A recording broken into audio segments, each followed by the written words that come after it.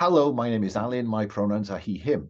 And today I'm facilitating the second of 4 sessions of Against the Sith Conspiracy. This is a hack of my own game, Against the Dark Conspiracy 4, in celebration of the Open Hearth gaming community's May the 4th be with you minicon, which started last week. We've got another 2 sessions after this to play. Want to know any more than that? Go back to the start. I will simply say that, if you don't know about Open Hearth gaming community, please search Open Hearth gaming community and come play with us. We play all kinds of games. And this game is a dark adult Star Wars, I suppose I describe it as. But I think the sooner we get going, the better. So what I'm going to ask is, we're missing one player today because he's not feeling very well, and it's 6 o'clock in the far Midwest or something. It's some ungodly hour of the morning. So he's gone back to bed. Whereas in Australia, where Blake is, it's only an ungodly small hour of the morning, for which we thank him. Let me ask the players to say hello and introduce themselves. So, in no particular order, but starting on the left-hand side of the character keeper.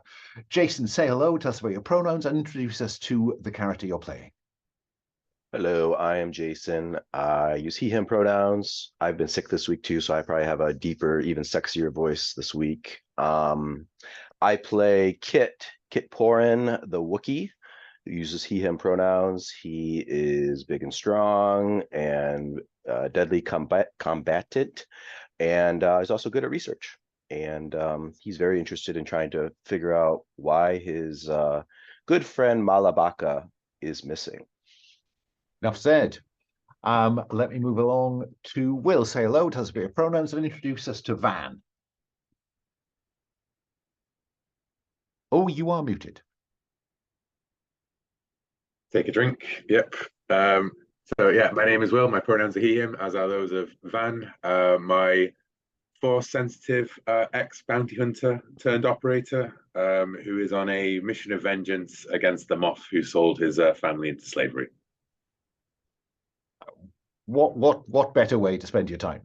And finally for today, Blake, say hello, tell us about your pronouns, and introduce us to your character. G'day, I'm Blake, he, him, also playing Sen, he, him, a Rodian comms tech guy, also on a mission of revenge because they destroyed his life and he's going to make them pay. But also, knowing or not, I'm never quite certain, he also has a touch of the Force about him. He can kind cloud things. I'm going to pick up almost exactly where we left off. I think but first of all, I'd like a kind of previously on Against the Sith Conspiracy. So, Jason, in that kind of pre-title montage, what is it that we see went on last week that maybe involved Kit? Let's see.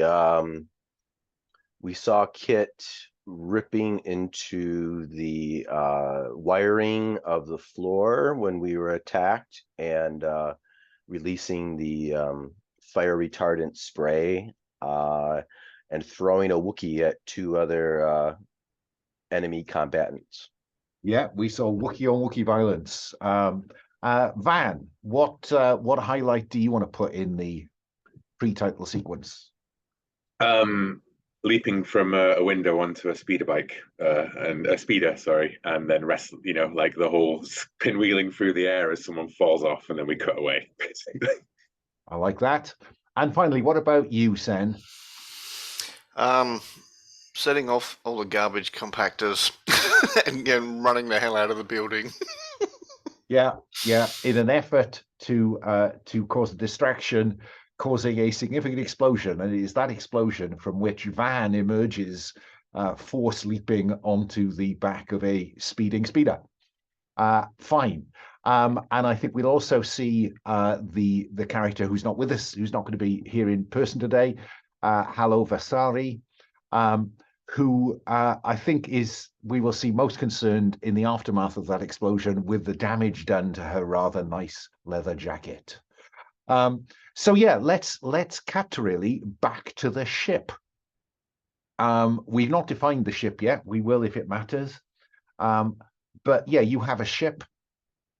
Technically, Halo has a ship. But you have Dr. Uravan. You've rescued Dr. Uravan from the Black Ops team, but you also have the person who was in charge of that Black Ops team. Hang on, just find her. Karania City contacts. There we go. Teen Sodok, the Zabrak front for that Black Ops team. So Sen, just give me what's the opening shot as we cut to the ship in the aftermath of the operation. So probably chatting to the doctor and just yeah. Okay. Just asking lots of questions, like, you know. So did you know they were coming? Did you know we were coming? Well, let's worry about the questions a bit. Just the opening shot then is Sen making sure the doctor's okay. Yeah. Kit, where is Kit on the ship, and what is the kind of what's going to be happening with Kit? I'm imagining that as we see Sen taking away the doctor, maybe I lean into Van and growl something about we were set up. We might have a mole, something like that. Van, where does that scene go? I look at, I stare around the ship at like the various our other two members of crew, right? And I say, in NRI, do you think our contact's compromised? Or one of these new guys.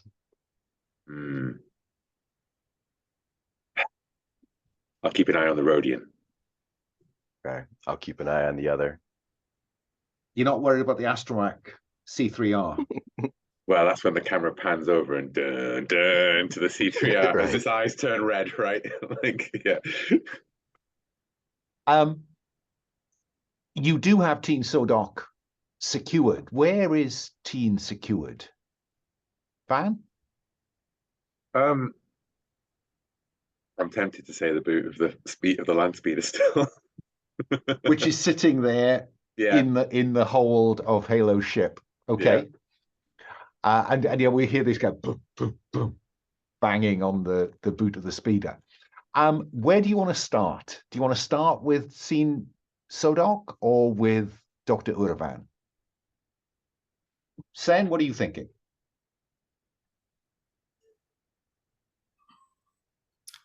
I mean, yeah, I can make, bandage your wounds or whatever if you've got any wounds, and then the camera can pan over to these two chatting their conspiracy.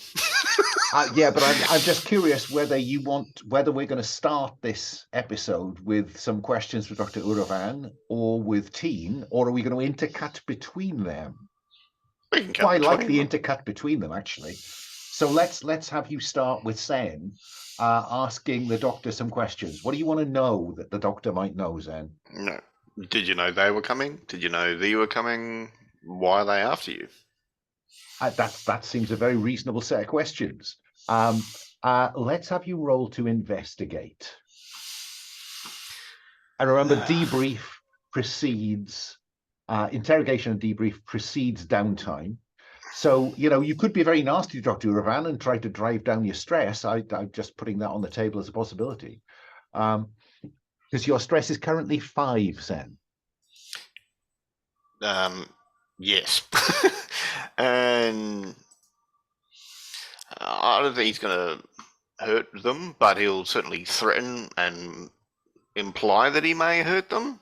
He doesn't mind a bit of pain, so he doesn't mind making people uncomfortable when discussing it, sort of thing. Okay, so what does that look like in terms of what we see Sen saying to Dr. Uravan? I think he's got a knife and he's gesturing with it, and occasionally he'll run his finger along the blade and smile slightly and try and keep his voice calm because he knows that'll shit people to tears. Okay. Let's have you seek relief from the horror then by seeking to you're on that edge between verbal and physical abuse of Dr. Uravan, aren't you? You're threatening him. And I can see why, because he's why you're in this difficult position. So let's have you reduce stress by 1 and roll a d6 for any consequences.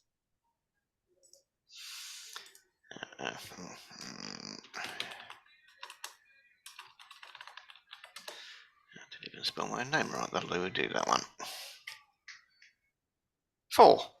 A 4. So on a 4+ and layer NPC, mark heat and agree with control how this comes to the conspiracy's attention. It's difficult, I think, fictionally, to see how the conspiracy is going to get a handle on this. So I'm just going to insert a cutscene, which is someone examining CCTV coverage from an adjacent block. Of us putting the doctor into the of ship or something. Stuff happening at the doctor's window. Because in the end, you picked him up from his apartment via his window, using the captured speeder. So I think that is what we will see, and that moves heat to a remarkable 3 on the suspicious track. You did very well last time, folks. You gave me very little to play with. Fine. Now, what about any question you have, Sen?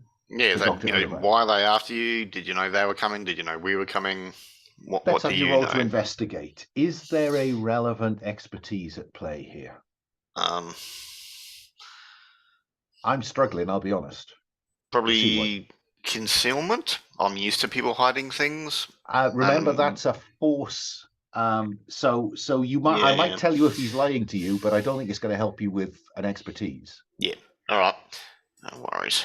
So just 1 dice then, or grey or grey and green.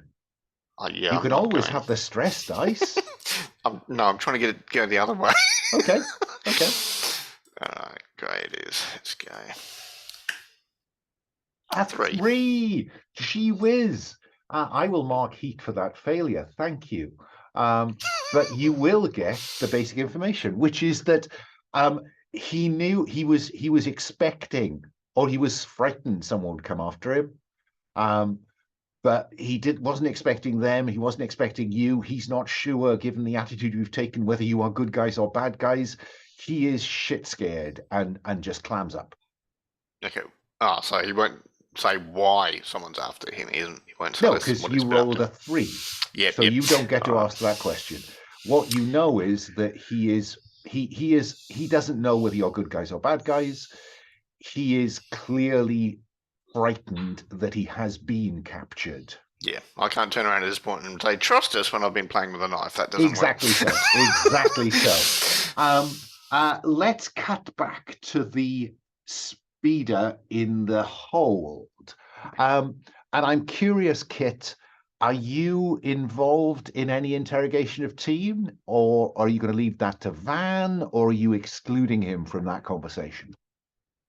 I think we would see me carrying the prisoner into the ship from the boot, and then dropping them in a room with Van, looking maybe menacing, and then I'm probably watching both interrogations on like a video screen or something, just to. So you're not in either room. Everyone's behaving themselves. No, I don't think so. Okay. I wouldn't be very good at it.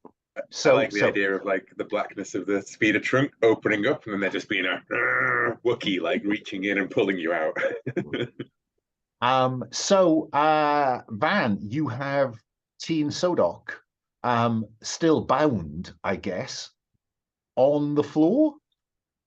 When I'm sat on a bunk, Kit throws her down, give him the nod, tear off like the restraints. The restraints. And I just nod her over to the bunk on the other side and pass her where there's a death stick waiting for her. I don't think. I'm like, look, you're a professional. You are hired for a job. What were you hired to do? So you're taking a professional approach here?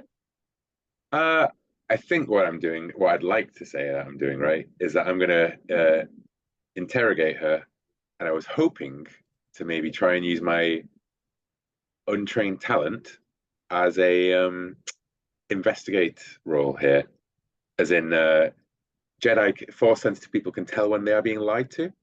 So like, I don't want it to be like a big showy thing. What I think it is it's just that sort of like having the interrogation, and then when she tells something wrong, I can just know that like that's not true. Who's that? You know, like letting her like the Force lead me through the conversation. So the key question here is, are you using the Force? Yes. So yeah. Because if you are engaging with that move. Exactly. Okay, yeah. fine. And this is using your perception. I can sense things. Yeah. Yeah, because you always have use of that, but you need to tell me which move you are associating with it. And right now you're telling me that you're associating your sense with the investigate move. Yes. Does that if untrained talent is combined with an adept expertise, and the move linked to that expertise is exempted from the untrained talent cycle? Exactly. Now, and down on row 50, I've put an aid memoir down there, so I'm about to highlight investigate in red, which means it is not part of the cycle of untrained talent. Perfect. Cool. Okay. That establishes all that rule stuff that I was considering as I read the it does this morning. Yeah. So use the Force. The use the Force is on the basic moves tab. You are using this to investigate, using your perception to sense things only a Force user could sense. That's fine. So normally the effect is on a single beneficiary target. That's you making the roll. The operating harness, I beg your pardon, that should say using the Force now. That's what comes of cutting and pasting, chaps. So I mark stress, and then I roll. And you roll as if to investigate. You just get the benefit of persuasion, in effect. Yes. Which I know I could have just used authority, but I want to engage more with the dark side stuff while we're playing around with it. The Force. Well, I mean, I'll be honest with you. I don't think that this engages dark side. I think this. No. It gives you access to persuasion, which is charm. I meant the Force more than dark side, I guess. Fine. Okay. So you rolled a 6. You rolled a 6. Well, that's just spot on, isn't it? So on a 6, I will tell you what you need to know to proceed, and then you can ask me 2 questions. I think that she appreciates the professionalism with which you're treating her. She says, I understand that. And clearly you are a professional as well. So the sooner we can get through this and I can go about my business and you can go about your business, that works for me. And what you need to know from that is that Teen is not, or certainly doesn't give the impression of being associated with a conspiracy in any direct way. You know, she has been hired to do a job, and her team was hired to do a job, and it didn't go the way it should have gone. But then that's the breaks. So now you can ask me 2 questions. Who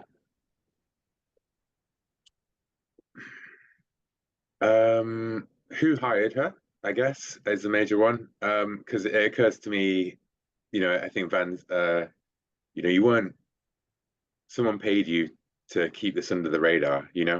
If this was, it can't be Zinj. He'd just send a platoon of stormtroopers and the whole nuke the whole building from orbit. So somebody else hired you. Yeah, now don't get me wrong. You know, maybe Zinj is behind this, maybe he's not. I don't know. Yeah. But me, whoever set this job in motion, either has a lot of pull or a lot of money. Because this job, as far as I'm concerned, came from Danga Hut. Danga Hut. And I've just added Danga to the Karania contacts, etc. Significant crime boss in Karania City. And she says, and that's why I know that in the end I'm going to walk out of here.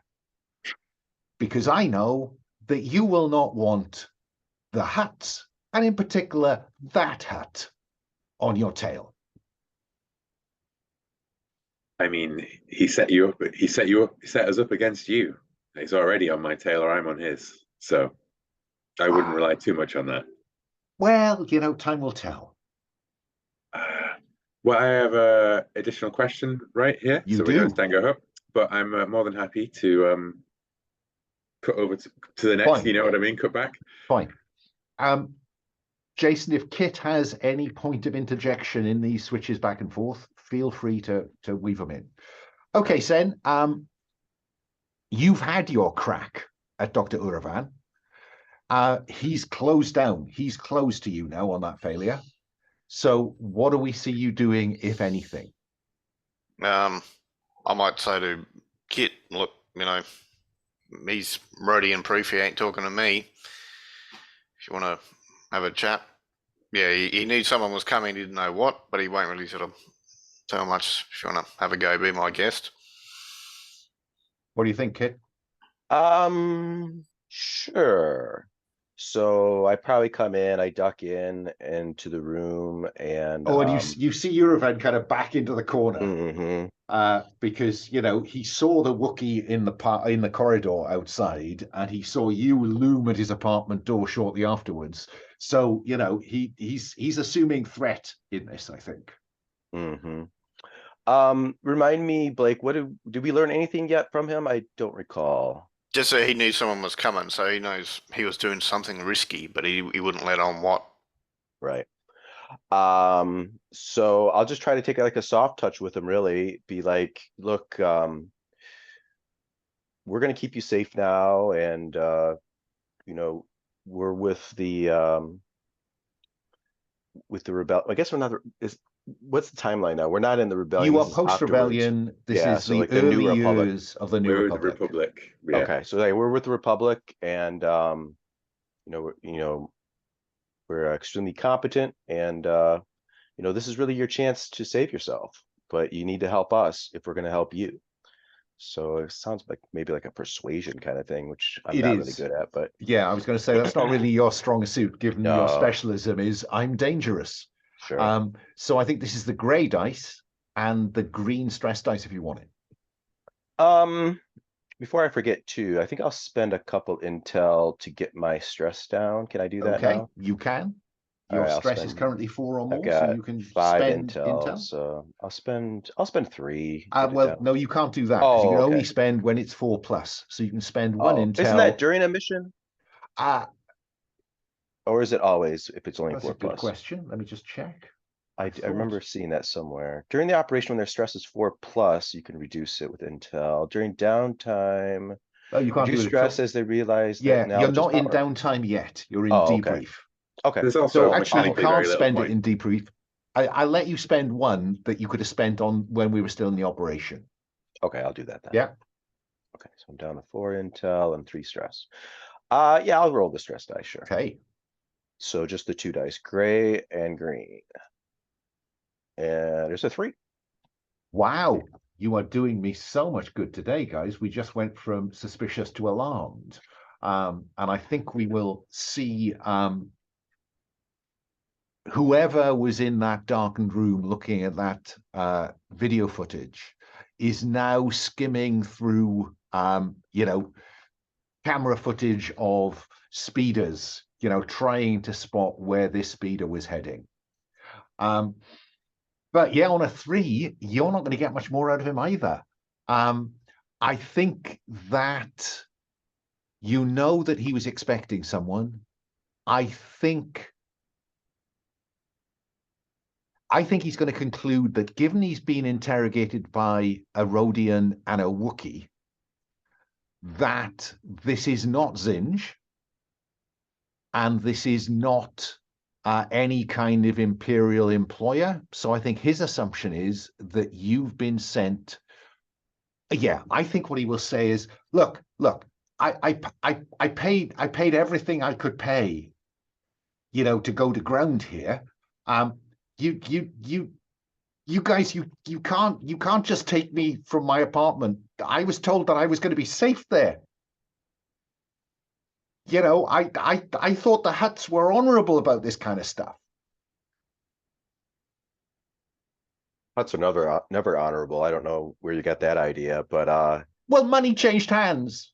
You know, I mean, what can I say? You know, I mean, just, and he gives you a name.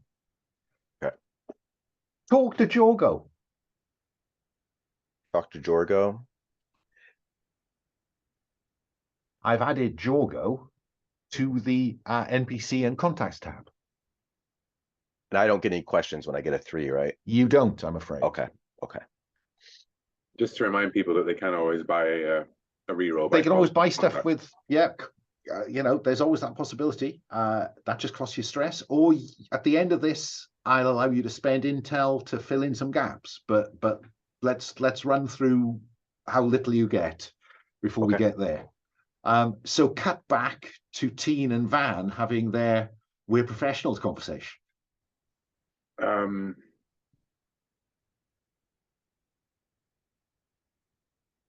You were there to snatch Yerevan, right? They were taking him rather than killing him, weren't they?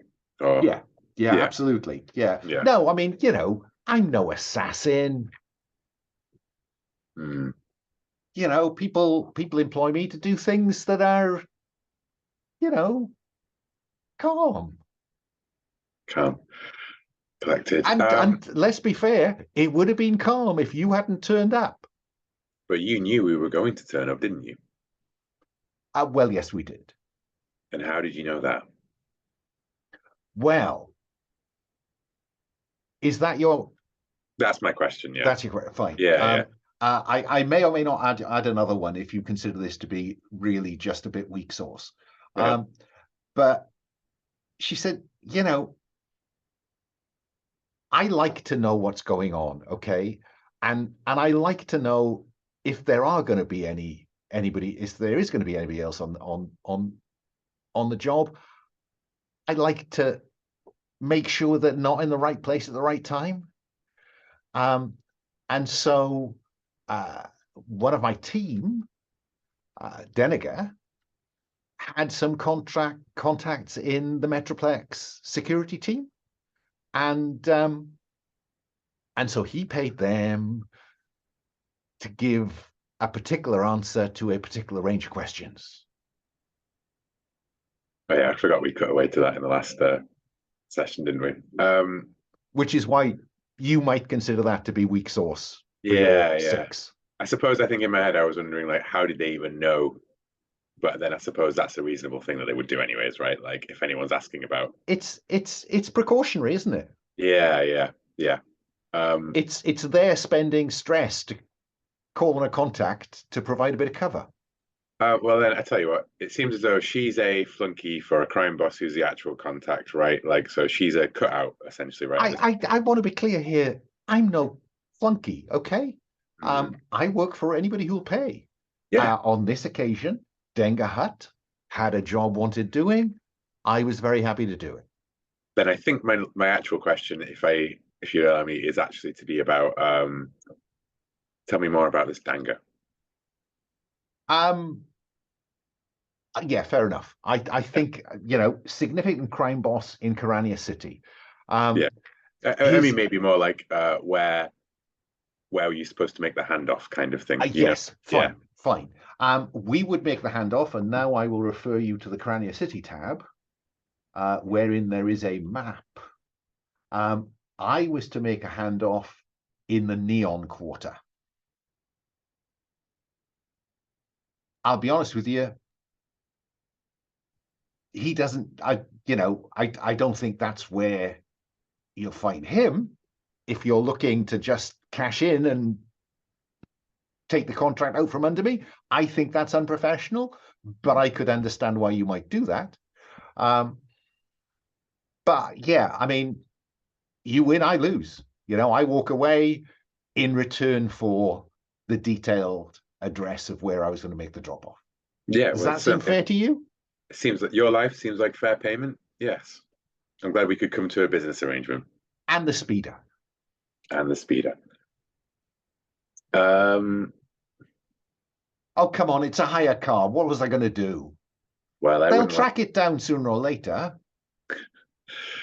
But I suppose they can be gracious to another professional. Don't come at us again. Well, you know,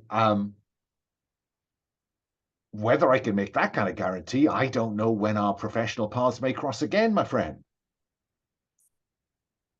Yeah, I think I'd like to call it there because I don't want to like fictionally spoil any plotting that I might do with that information later on. Fine. So yeah, you get an address in the Neon Quarter where the exchange was to be made. Mm-hmm. And the sense you get is she got half before and half on delivery. Mm-hmm. Yeah. Now you got those questions because you rolled a 6. So let's have you roll for stress, because dealing with a significant crime boss when you already have Zinj Mm-hmm. sitting over the top of all of this is not a simple situation. Well, I will spend 1 point of intel to not be at 5 on my Fine. stress, just not to Yeah. die first in the interrogation scene. Yeah. And that's a 4, so that's equal to. Does it raise them?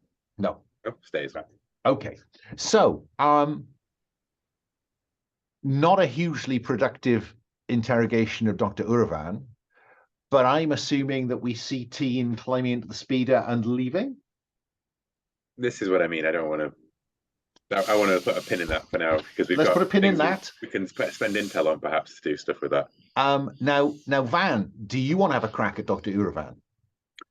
If I'm allowed to have a crack at Dr. Uravan, Yeah, as per the I'm rules. happy. Yeah, I'm happy because Okay. it's gone so badly so far. I feel I owe you that opportunity.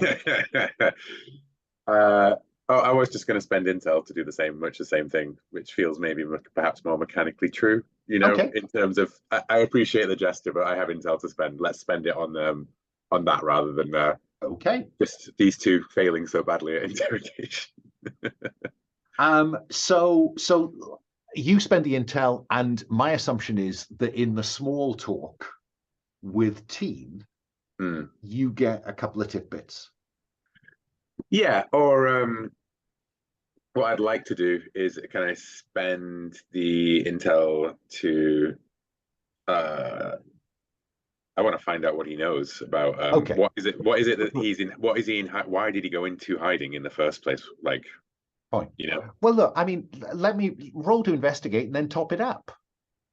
Okay. Well, I was just saying that my intel could come from maybe dubious NRI contact.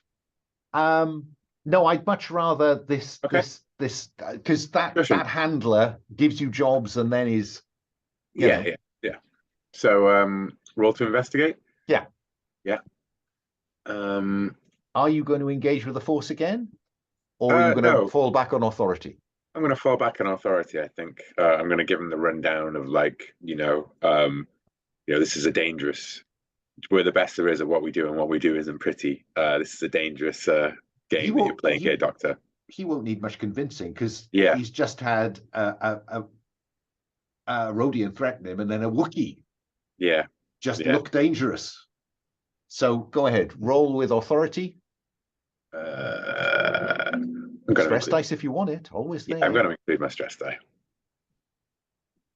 Well, that's not the stress die. That's another 6. So clearly, Van's the interrogator of the group. So clearly, the force, even when you're not using it, is just dropping hints. It's with me. Yeah. So for nothing then. So what are you probing at here? It is. So he went into hiding for a reason, right? Yes. And people were. So I think my major things is what is it that he knows that's valuable, that's dangerous, that's the reason people are after him, and who is it who he is hiding from? Okay. Those are the two. Okay. So I think for nothing, he will tell you that he was part of a research team on board a star. Let me check my contacts. For continuity with Star Wars Saturdays. He was part of a research team working on one of Zinj's cruisers in orbit above Karania. And I'm going to add Captain Dama Jazard.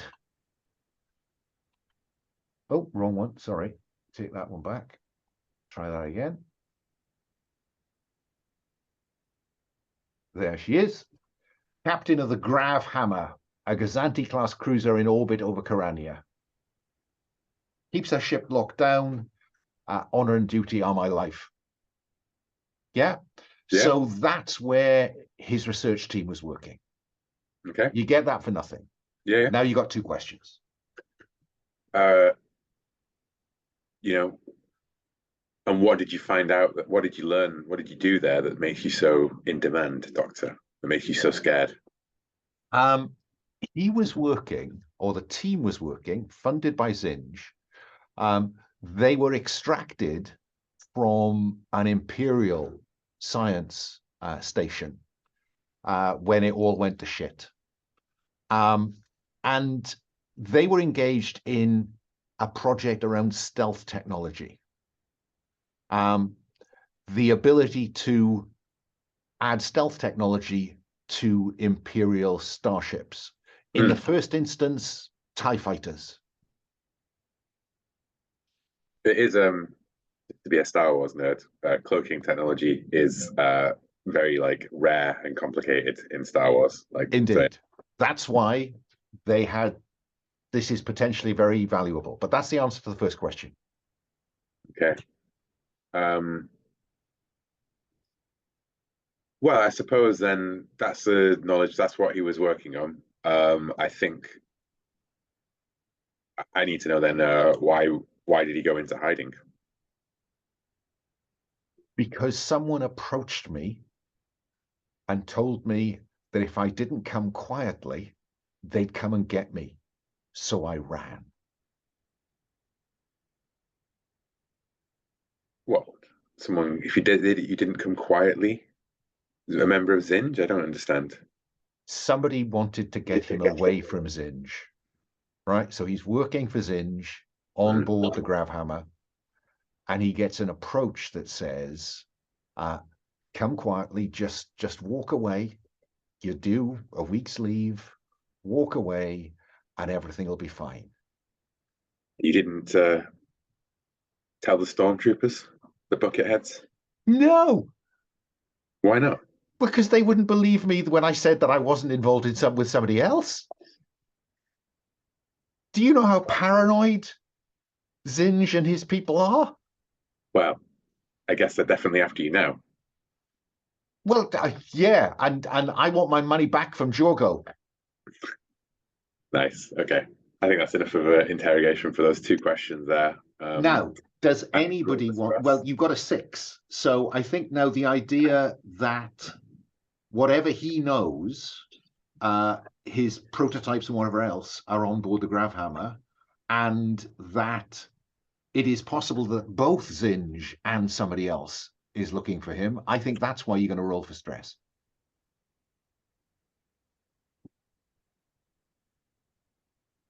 Solid. Yeah, good. So does anybody want to spend any intel at this point to flesh out what you currently know? Let me go to Zen. Don't know if you've got any, but do you want to spend any to add or ask more questions? I've got one. Or you're very welcome to sit on it. I just want to tie up the debrief at this point. I can sit on it. I was going to ask, what's his face, Sodok, doesn't have to leave in a hurry, and if I can seek some more relief from stress. I think that's probably not going to fly. Yeah, she's just keen to get out of there. Understandable. Yeah. All right.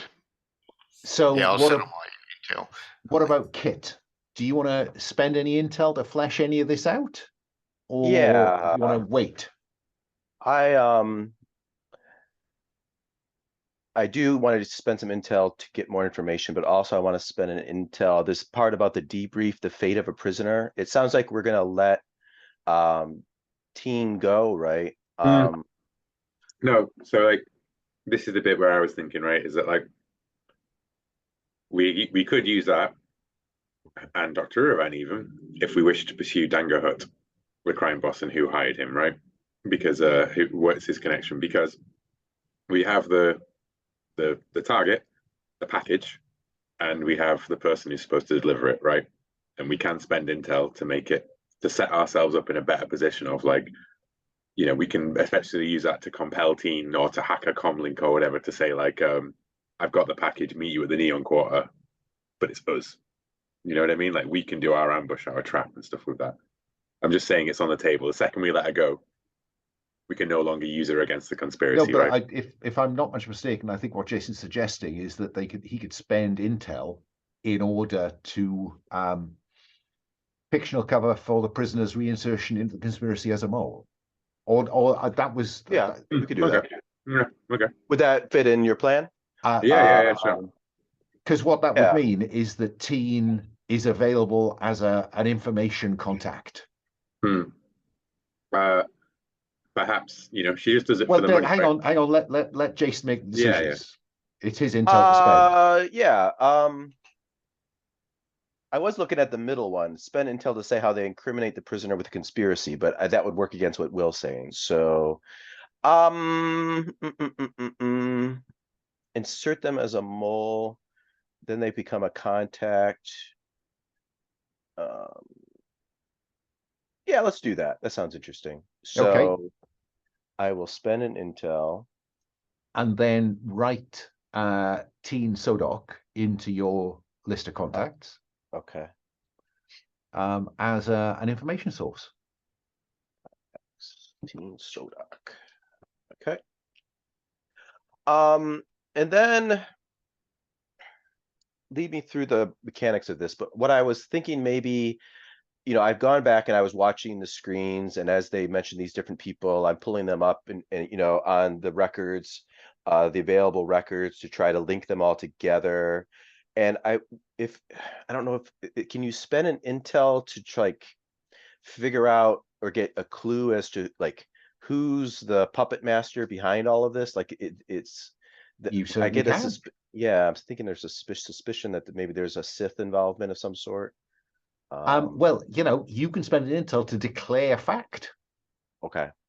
So yeah, let's do that. I'll spend an intel and declare that I discover that there is a Sith person of some sort that seems to be, like I said, like the puppet master that links these all together. Now, do you want that to come out of, pulling any photographs in the public domain, say, that you can find of the Hutt, that you then see him with a mysterious hooded figure? Right. Is that what we're talking about? Or right. are And then you there's also, or are you interested in anything you can begin to narrow down based on what Uravan's told you about whoever approached him? Which approach do you want to take? maybe I see, maybe in the public record, I see that same cloaked figure in both of the pictures. Well, that would be 2 intel, wouldn't it? Yeah, probably would. Which one do you want to spend the first intel on? Let's say there is a picture of a maybe like a, I don't know, like a medal ceremony or something that Zinj had, and we see Uravan and also this shadowy figure. So let's link him to that. Fine. So I'm saying Uravan linked to a shadowy hooded figure that you are pitching as Sith. Yep. Yeah. Fine. Yep. Fine. Sen, you've only got the one intel. I'm going to keep coming back to you in case you want to spend it as part of this, or whether you want to carry on sitting on it. I think he'll sit on it for now. Okay. I'll come back to you in a bit. Van, you're sitting on some intel. Yeah, on a whole 3 intel.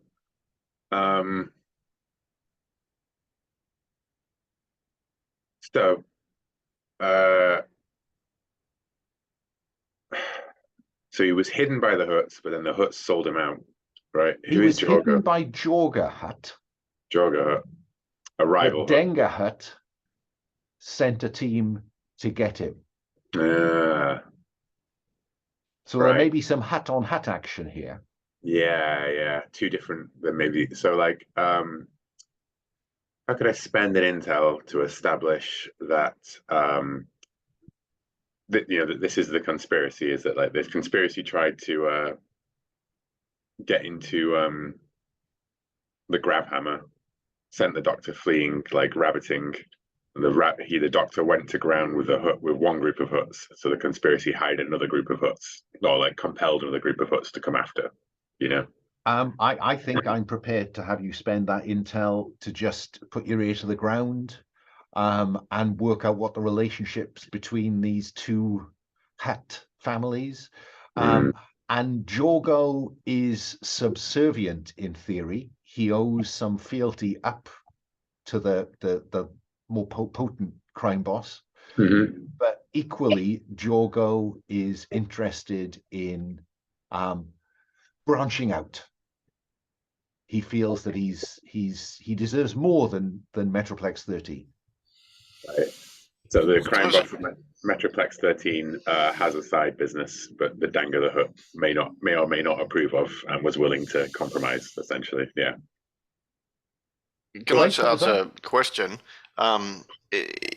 Could I spend an intel to say there's like a pattern, like this Sith has reached to this hut before, who has hired this team before? They're reaching out to the usual suspects because they're familiar to them, so that actually leads us back to the conspiracy because they're I being tell you what would be sloppy a great and one. I- Would be I- a lightsaber burn through a Hutt's chest like a month ago. Or something, you know. I think what you might want to do is to hold off on that until we get into setting up the next operation, okay. and then maybe use that if it fits to Yeah. to set up what you might be facing or what else might be going on in the background.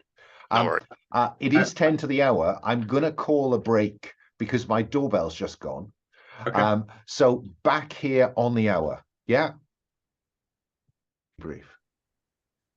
Okay, an impromptu interval while I sorted out some issues at the front door.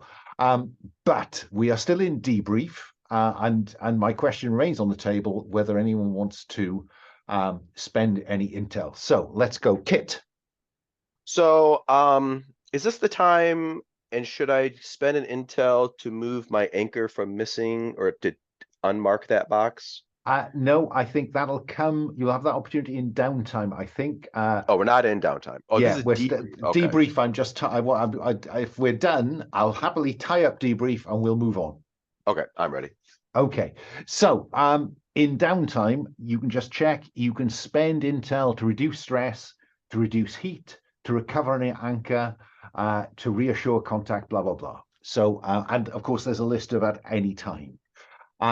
So what downtime is here primarily to allow a little bit of character development and to offer you a chance to seek relief from the horror away from the ship and away from the team if that's what you want. So I'll start with whoever's sitting on most stress. That's where I usually start. And currently that is, let's start with Van this time. I started with Sen last time we went around on something. So Van, are you interested in seeking relief from the horror, in which case you can frame a scene for that? Or would you like to frame a scene in relation to one of the other characters? Let's reveal some of our history together, I think. Right?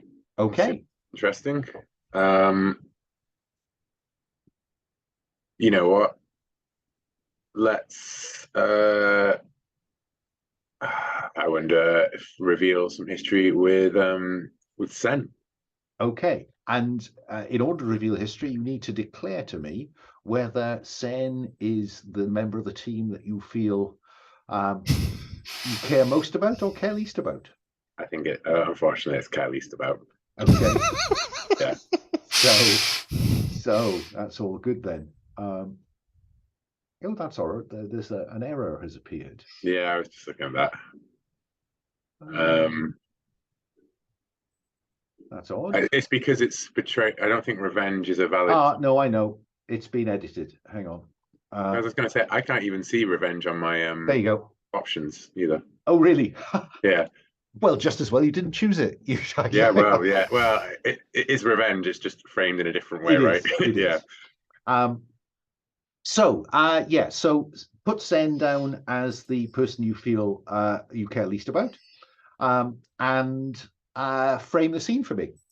Well, because Sen was an ISB asset, right? Like worked for the Imperial. Contractor, Contractor. Yeah.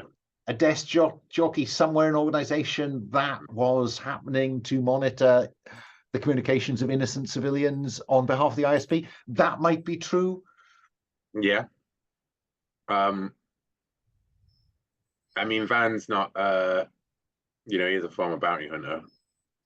So I'm wondering if, I think Van's first recollection of Sen is fulfilling a bounty and handing it back and finding out that Zen was that this person who was had a bounty on their head and was recovered was wanted by the ISB. It was the disgust of knowing that I'd worked for the Imperials through cutouts kind of thing is what's tainted my, I thought it was, you don't ask questions, you don't ask thingy, but sometimes it turns out that the person, even when you're working for a Rodian, it's really the filthy Imperials who've got their hands on the strings the whole time. So reduce stress by 1, and let's roll a d6 to see how that might play out. So stress goes down to 3. Roll a d6. As a 4. 4 plus. The other operator describes a different version of the event. They say why they are hurt by the description, and they roll for stress. Or they, i.e. Zen, choose to add something about their anchor to this recollection. They mark their anchor. So Zen, how is your recollection of the event different from the one we've had from Van? Well, yeah, I mean, they blew up my house and hovercast off, and I thought maybe Van was involved in getting me off that planet and to safety and stuff. So But no, hang on. No, the recollection he's given you is that he fulfilled a bounty that had your name on it, in the sense that you were the person who had issued the bounty on behalf of your contractor. I wasn't the target. I was the I got that right, haven't I, Van? Yeah, that's right. Yeah, exactly. Because it's the first time we met, which doesn't have to be during our lives as operators against exactly. The right? No, back in the day. Yeah. So how is your recollection of that different?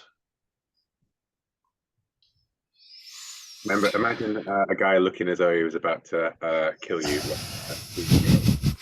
No, I think it's correct, but that was the first in a string of events where I thought, hang on, I'm being lied to, I'm being fed very slanted information. It's what set me on, maybe I'm not working for the good guys. Okay. Do you want to leave it at that and roll for stress, or do you want to link this back to your anchor? No, I don't want to link it to my anchor. I just think I'm kind of, I have a sense of gratitude towards Van, because he was part of the things that led me on a path away from the dodgy shit that I was doing. Okay. I remember it as that's when I first met this piece of poodoo. And that's when I started to question what a piece of poodoo I was, right? The arc started there. I like that. Yeah, we both got good things out of it, but for different reasons. Okay, but I can see why that would be disturbing to Zen, so Zen ends up rolling for stress. Green. 4. And a 4, it doesn't go up. Your stress is already 4. So so that works for all concerned. Let me go next to Zen then. So do you want to frame a scene around Secret Relief from the Horror? I don't know, I kind of thought he had maybe a slight addiction to virtual reality stuff. Whenever he can't get anything better, he's like, oh, I'm going to go and do that. Is this on the ship or somewhere else? It's more on the interesting ship, somewhere because else. you just need a headset or whatever. But the difficulty with it is that if you frame it on the ship, it's more difficult to have the bad side show in a way that's helpful to the plot. Okay. Well, maybe you could have been doing the it's too safe. Yeah. It could have been when I was doing the spying on the comms on the planet. Maybe I, threw my lunch. It's now. In the timeline, it's now. So you're leaving the ship and you're going to some dive in Karania City. Yeah? Okay. So describe this dive to me. Well, it probably looks like one of these buildings behind me here. Fair enough. Fair enough. Even though that's Nar Shaddaa, but still, it's, so downstairs somewhere there, and it's just a little booth where you put the headset on and you're taken away, and it kind of feeds on what you're emotionally responding to and gives you your own variable fantasy, I guess. But it's a bit addictive because it's feeding straight into your dopamine. Fine. So it's a basement, VR booth in the Neon Quarter, which is where entertainment is set up. So so that's fine. Then reduce stress by 1, and let's have you roll a d6 for Indulgivice. Uh, 3. You're ashamed of yourself and distracted by your need for just one more hit. You cannot use your expertise until stress goes up again. So mark expertise is unavailable. But how does our audience know that you're ashamed of yourself? What do we see on screen that shows that? I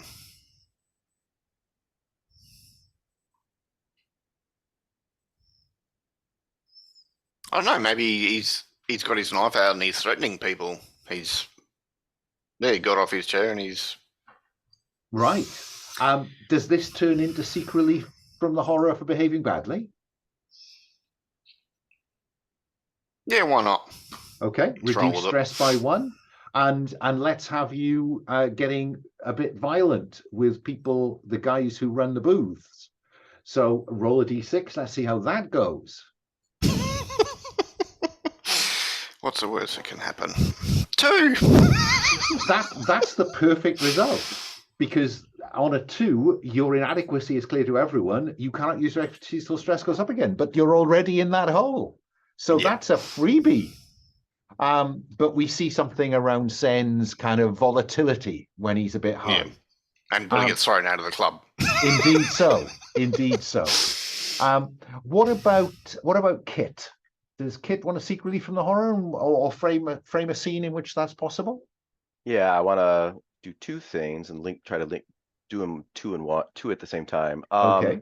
I think I'm gonna contact my old confidant Neen Numb. He's the Celestian. He's the frog-looking guy that flew with Lando Calrissian in Return of the Jedi. Okay. And I've added him to our contacts. And he tells me that he's been looking for, and he has found my good friend, my anchor. So I'm going to spend a point if I can to get her off the missing list. Fine. That's fine by me. I also am going to seek relief from the horror by look for guidance. So I tell him, that I'm really concerned that we have a mole in our team, that the enemy, our opponents knew we were coming. I feel like we're getting set up here, and just kind of spill my guts to my friend. And I'm assuming that this is by one of those little kind of hologram units, because it would be odd if he was on Kyrania at this point, I think. Right. Well, look, friend, you need to avoid the paranoia. The paranoia is when we worked in the rebellion, there was a lot of paranoia about. I remember the first time I came across Han Solo and I thought, whoa, I don't know about this guy. So, you need to look deeper. Don't go off on one, Kit. Don't lose it until you're certain about stuff. Reduce stress by 1. Let's roll a d6 and see where we end up with that. Okay. Raiders. I think take away the intel first for getting my friend off the list. All right, so just roll a single d6, right? That's right. All right, here we go. 6. A 6. 4+. Mark heat and describe what they ask you to do to restore their belief in you and how this draws the attention. Oh my. Right. Okay. So I'm going to mark heat.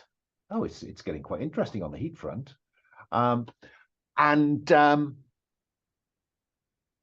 What I think we see is someone else in New Republic intelligence, because I think that's where he's now working. And we see him having a conversation with someone whose identity is unclear, where he says, I don't think Kit Porin, but they're on a mission. They're in Kyrania City. It's, they're deep behind enemy lines, and we can't help them there. I'm not even certain who sent them there. And the shadowy figure in kind of silhouette against a bright window is kind of nodding sagely and yes.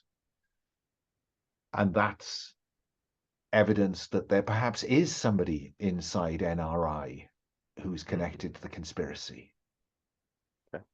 A sinister presence. I might just add them so I don't forget about them. A sinister presence. A sinister presence. A conspiracy mole inside New Republic intelligence. There we go. I will find a suitable a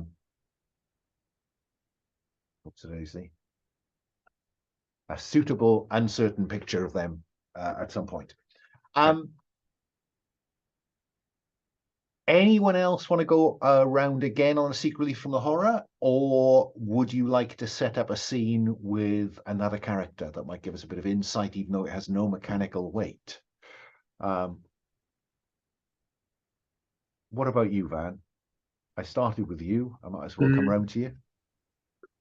No, I think what I'd like most is to do one of those step back from the fiction and discuss, you know, the meta, basically, like the plan as players. Okay. Sure. Jason, do you want to set up a frame a scene between Kit and somebody else, or are you okay? No, maybe we just see the three of us. If Blake is cool, maybe we're just sitting in a bar somewhere and we're talking about what do we do next, you know, that kind of thing. Right. I'd like to. That's good. I'd like to have it as a conversation, just because I don't want to have to go through the mental exercise of trying to phrase everything in character. Sure, that's fine. Yeah, but is us sat around the table, smoking, drinking, chits around, you know, looking suspicious at people, etc. So what are we interested? Where are we interested in the narrative going? I think is the meta conversation, isn't it? So, I just want to recap. I think what we learned there, right? Which is the Doctor went into hiding from the conspiracy. He wanted access to his work on this, well, because he was working on a secret stealth project on Zinj's ship, and he didn't trust the Zinj's forces not to just throw him away by association, right? So he went into hiding after they approached him. So the conspiracy clearly wants something to do with Zinj's project on that cruiser. The Doctor paid Jorgo the Hutt to hide him, but then Durga the Hutt set mercenaries to snatch him, we assume on behalf of the Sith conspiracy, right?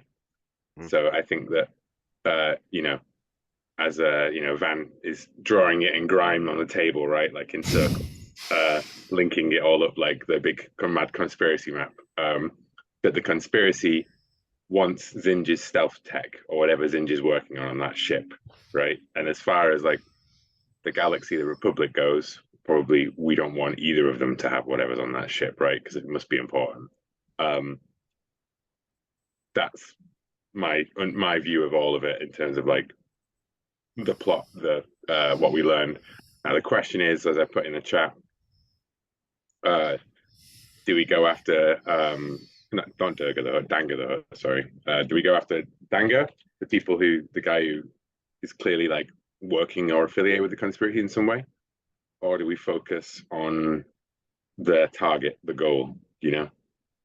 The stealth tech, the Star Destroyer, the cruiser, sorry, the Grav Hammer, where the stealth tech is. You know, do we go after the MacGuffin, or do we go after the which part of the conspiracy do we want to trace down, basically?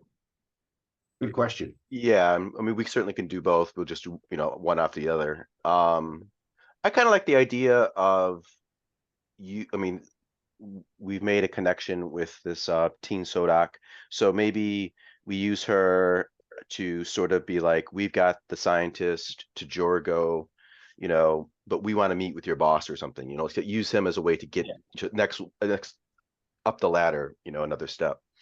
Yeah, so I'd go through the Jorgo, and that's where I would want to go next. Let's go for the Hutt. So cool. Yeah. Like, what are you thinking? Yeah, that all sounds good. I think the other option is going to involve a lot more shooting. And yeah, I'm not sure we're the team for that. Well, I'm not, but you two are. Okay. I mean, everything is you've got proficiency in small guns as well, but yeah, yeah. It's also this is the one that's actionable now versus later, right? Like until they act on that, who knows? We've got as long, but they're expecting. Danga's expecting something. So Yep. this No, is that's cool. yeah. So Okay. So Van, well, just there's a be slug on the clear, table. I've put a very brief summary of what I think you've just said Mhm. into the leads on Operation 2. Mhm. Right, so it might be worth us getting onto Operation 2 just to begin to kind of see what's Mhm. what with the whatnot. Does someone therefore want to flesh out for me, or just sketch out, draft an initial operational objective for this second operation? What is, and you'll have a chance to refine that before you launch, but what is the next operation therefore going to be about? I'm thinking it's find out who's behind, you know, who's Danga? yeah, who's behind Danga? Or I guess Jorgo, right? If I understand things. Or is Danga was protecting the scientist, but No, Jorgo, Jorgo was the one or is he protecting. the other way around? Yeah, Jorgo was Okay. the one protecting the scientist. Okay, got it. Yeah, who's behind Danga then? Yep. Fine. So at this point, find out who is behind Danga the Hutt. As a starting point. Mm-hmm. It's just you need something to point at in terms of now fleshing out this operation. Oh, I know. I'm just I'm rapidly thinking of how do I change that. Find out to kill whoever is behind Danga the Hutt. You know, take out whoever Right. is behind Danga the Hutt. So, who then is the focus of this operation? I think you've just told me that Danga the Hutt is. Mhm. Yeah.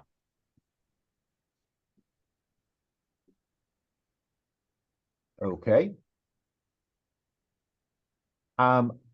And we know that the target, the handover was going to be in Neon Quarter, which is the entertainment quarter. Yeah. So, Blake, where in the entertainment quarter do you want to be? There's a drop down for detail there. Which of those three or which of those six or something else do you want to be the where?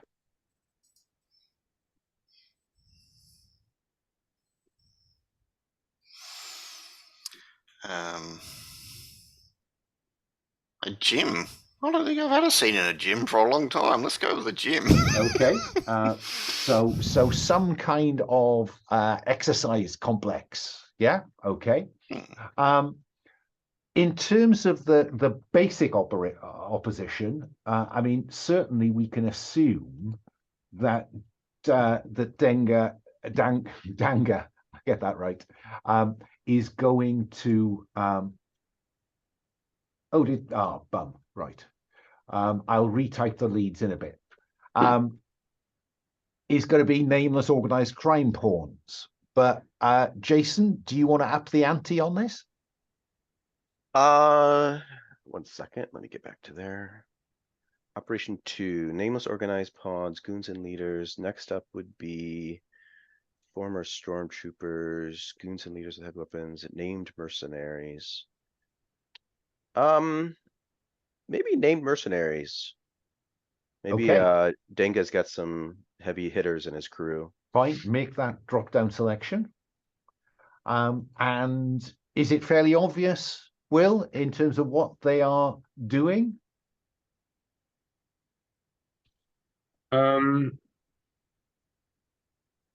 They are. It doesn't have to be off that list. You can type something else in if you want to.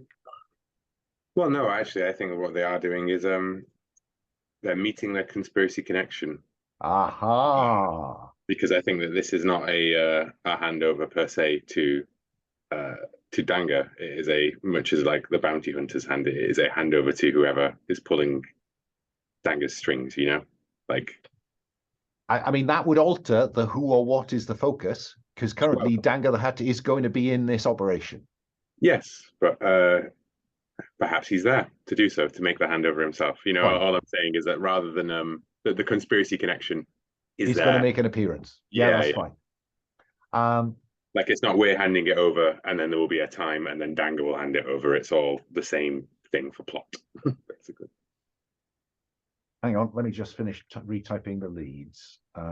Sinister approach into run and pay Jorgo for protection. I just want to say that if we're meeting at the huts, if the huts, hang on, there's no point talking to me because I'm typing that in. no, I'm talking to everybody else really. Oh, okay, right. Yeah. If you guys know about like the Bulgarian mafia and like how they're all like wrestling guys, you know, like big sweaty hairy guys. So this is what I'm imagining the gym as, like the huts, big sweaty wrestling type. I'm picturing that that fight, that brawl in you guys see the movie Eastern Promises? Yes, with Viggo Mortensen. Yeah, exactly. Yeah, exactly.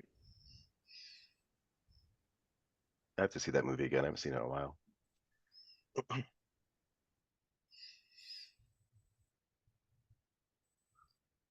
Okay. Huts must have a version of sumo, right? Or certainly I think they pay to watch. So our basic outline is to find out who's behind Danga the Hutt. We're hoping that that's going to be in the form of the conspiracy connection, that these named heavy hitters are going to be present. And I'm now writing sumo next to where, just as a put a pin in that. Okay. Well then, how then are we going to flesh out the briefing around this operation? Yeah. So let me go back the other way. Let me start with Kit. Frame a scene, Jason, that has Kit fleshing out this briefing. Well, I want to use my contacts and work with me to figure out how we would do that. So maybe I'm thinking off the top of my head, maybe our contact connects us with Danga, gives us some cover, so to speak, that we're part of her crew, and we want to come in with the doctor, although maybe that's touching on the dark side if we bring the doctor in with us. One of us could break that down or something. Pretend to be the doctor. Sure. Let me just unpack that, Jason. Sure. So what I think you're telling me is that Danga is expecting Teen Sodok to deliver. Yeah. So how are you using Teen in the scene you're about to frame to put you on site in her place, if I'm understanding this correctly? Right. Well, where do you meet Teen? So probably call Teen and say, look, we need one more thing from you. We need you to get us a meet with Danga, and let him know that we've got, we're the ones that are going to bring, we've got the scientist, and we need to meet with him. Okay. The way I envisage mechanically that working is that's a preparation scene, okay, which we'll do last, and that will be call on a contact. Okay. Yeah. I do see that something else. Sen has this. I can cloud things. I guess could Sen say, I am the scientist, or I am, Well, like, I fool think everybody. Maybe looking ahead, but that will happen if and when you get on site. Okay. But what I think you're saying to me is that Kit has a preparation scene that hopefully will mean they don't shoot you out of the sky when you arrive. Perfect. Fine. Sen, do you want to find out anything about this place? Do you want to find out anything about these heavy hitters, or anything else? Yeah, how sort of influential is Danga in this area? Does he like own the cops, or is he sort of on the run, keeping a low profile? And what's his influence in this area, I guess? Fine. Let's have you roll to investigate. Do you have a relevant expertise that is currently available to you? I don't think I can, because mine got stuff. I was going to say, yeah, shouldn't that say expertise cannot be used? Yep. So no, it's the answer. Okay. But what does that scene look like? What do we see you doing? because you've got surveillance, so maybe, you know, are you observing local security? Because this will be Zinj's security. Yeah, I'll sort of do that as well as go through social media and regular media, and I'm just, you know, using algorithms to scan for patterns and stuff. That's more research or digital intrusion. Okay. So let's have you stick with eyes on. All right, yeah. So you're rolling without expertise, just the grey dice, but you can always use the stress dice. Yeah, what the hell? Bring it on. 5 and a 6. And a 6 is not on the stress, so that's a perfect outcome. So for nothing, I will tell you that there are close connections between Zinj's security services and Danga. It is unlikely Danga could have as much influence without at least some sense of official approval is the wrong word, but cover. So the simple answer to your question is they are tight. Yep.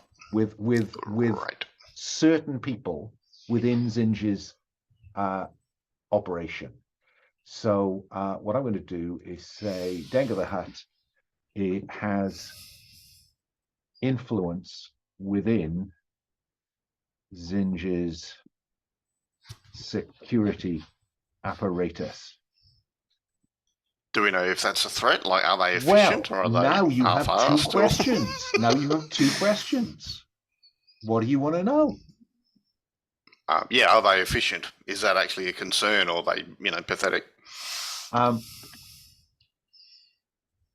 Zinj, I can never. Maybe that's why he hired heavy hitters, because the regular guys are shit. Yeah, if only that was true.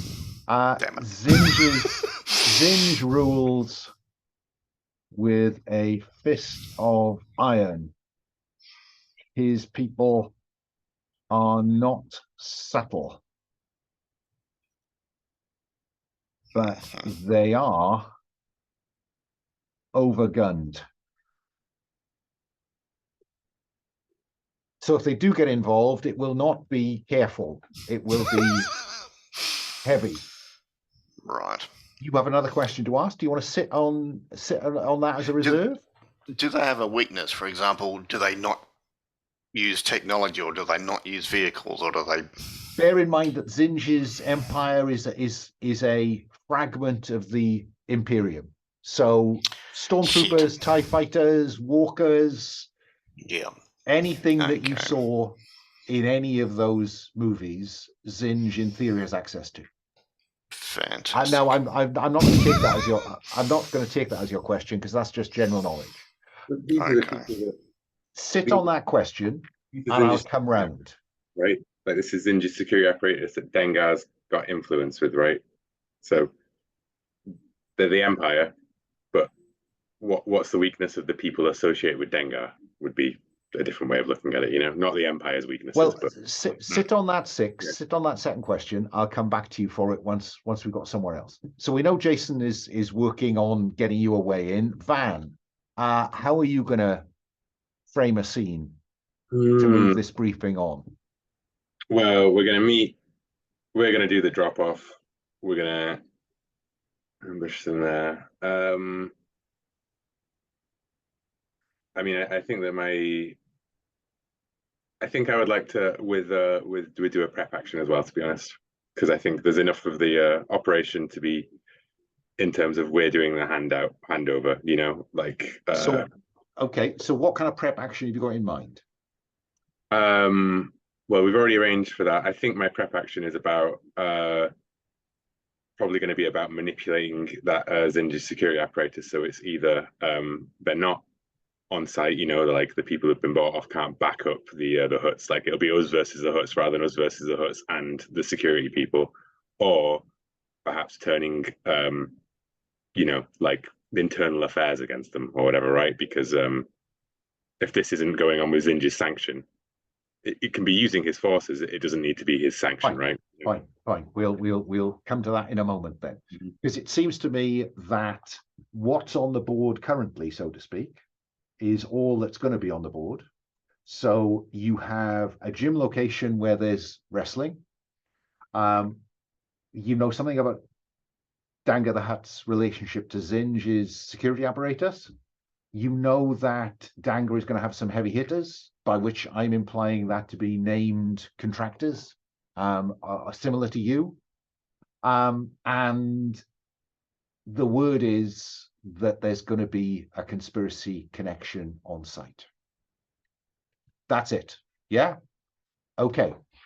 Prep actions. The first one, it seems to me, is around Van trying in some way to make sure that Dangar doesn't have those bits of Zinj's security apparatus to call on.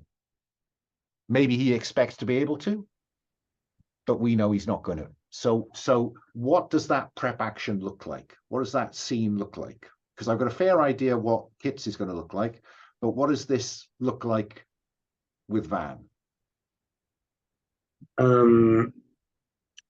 I think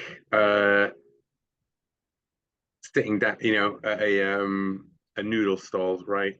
An Imperial officer, snobbishly gets the staff to wipe down the surfaces, and he's really preening it over them, and he's like, "You're dismissed," he's really pompous and arsey about it. And then as he sits down at the table, Van slides into the stool next to him and pushes over a data pad with the names and faces of the people associated with the thing. But you don't have any of those names and faces from the briefing, do you? Well, did that not what Sen worked out? The people who were in for the members of the security apparatus. No, he's got one question left. Now he could I was going to say, could I spend an intel to get them? He could get a face. So is that what you want to do with that remaining questions then? That's why I wanted to flesh out that prep, Will, because I thought you were pitching high based on what you currently know. Yeah, so I'm happy to do that. If Sen, fine. So Sen, give me a name for someone that you find evidence of that connection. Yeah, have we got a name generator? Fine. You have a name. There's names on the end of the character keeper as well. The link is Imperial ranks are always a mystery to me. You make them up. Yeah. The link is Commander Angar.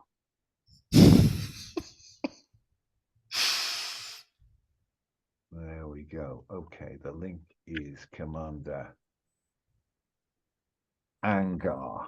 I will be asking you to roll for stress in a moment, Zen, on the basis of that 6. So you've got you hand over a name with the evidence Zen has given that connects Angar to this. Yeah? Yeah, and I say, the Empire's fallen so far that it's the running dogs for the Hutts. I thought you had more standards than that. I'm thinking this is either roll to do something else, or it's roll to maintain your cover so he doesn't get suspicious about you. Yeah, I think it's roll to maintain cover, really. Fine, let's go with that one then. And I'd like to use my authority, my sort of rep and bearing as a bounty hunter. I'm looking into the Hutts, but I don't want to step on Imperial toes. So maybe you scratch my back, I scratch yours, kind of thing. Fine. Let's have you make that you're just an innocent bounty hunter. Roll with expertise, stress dice if you want it. That's a 6.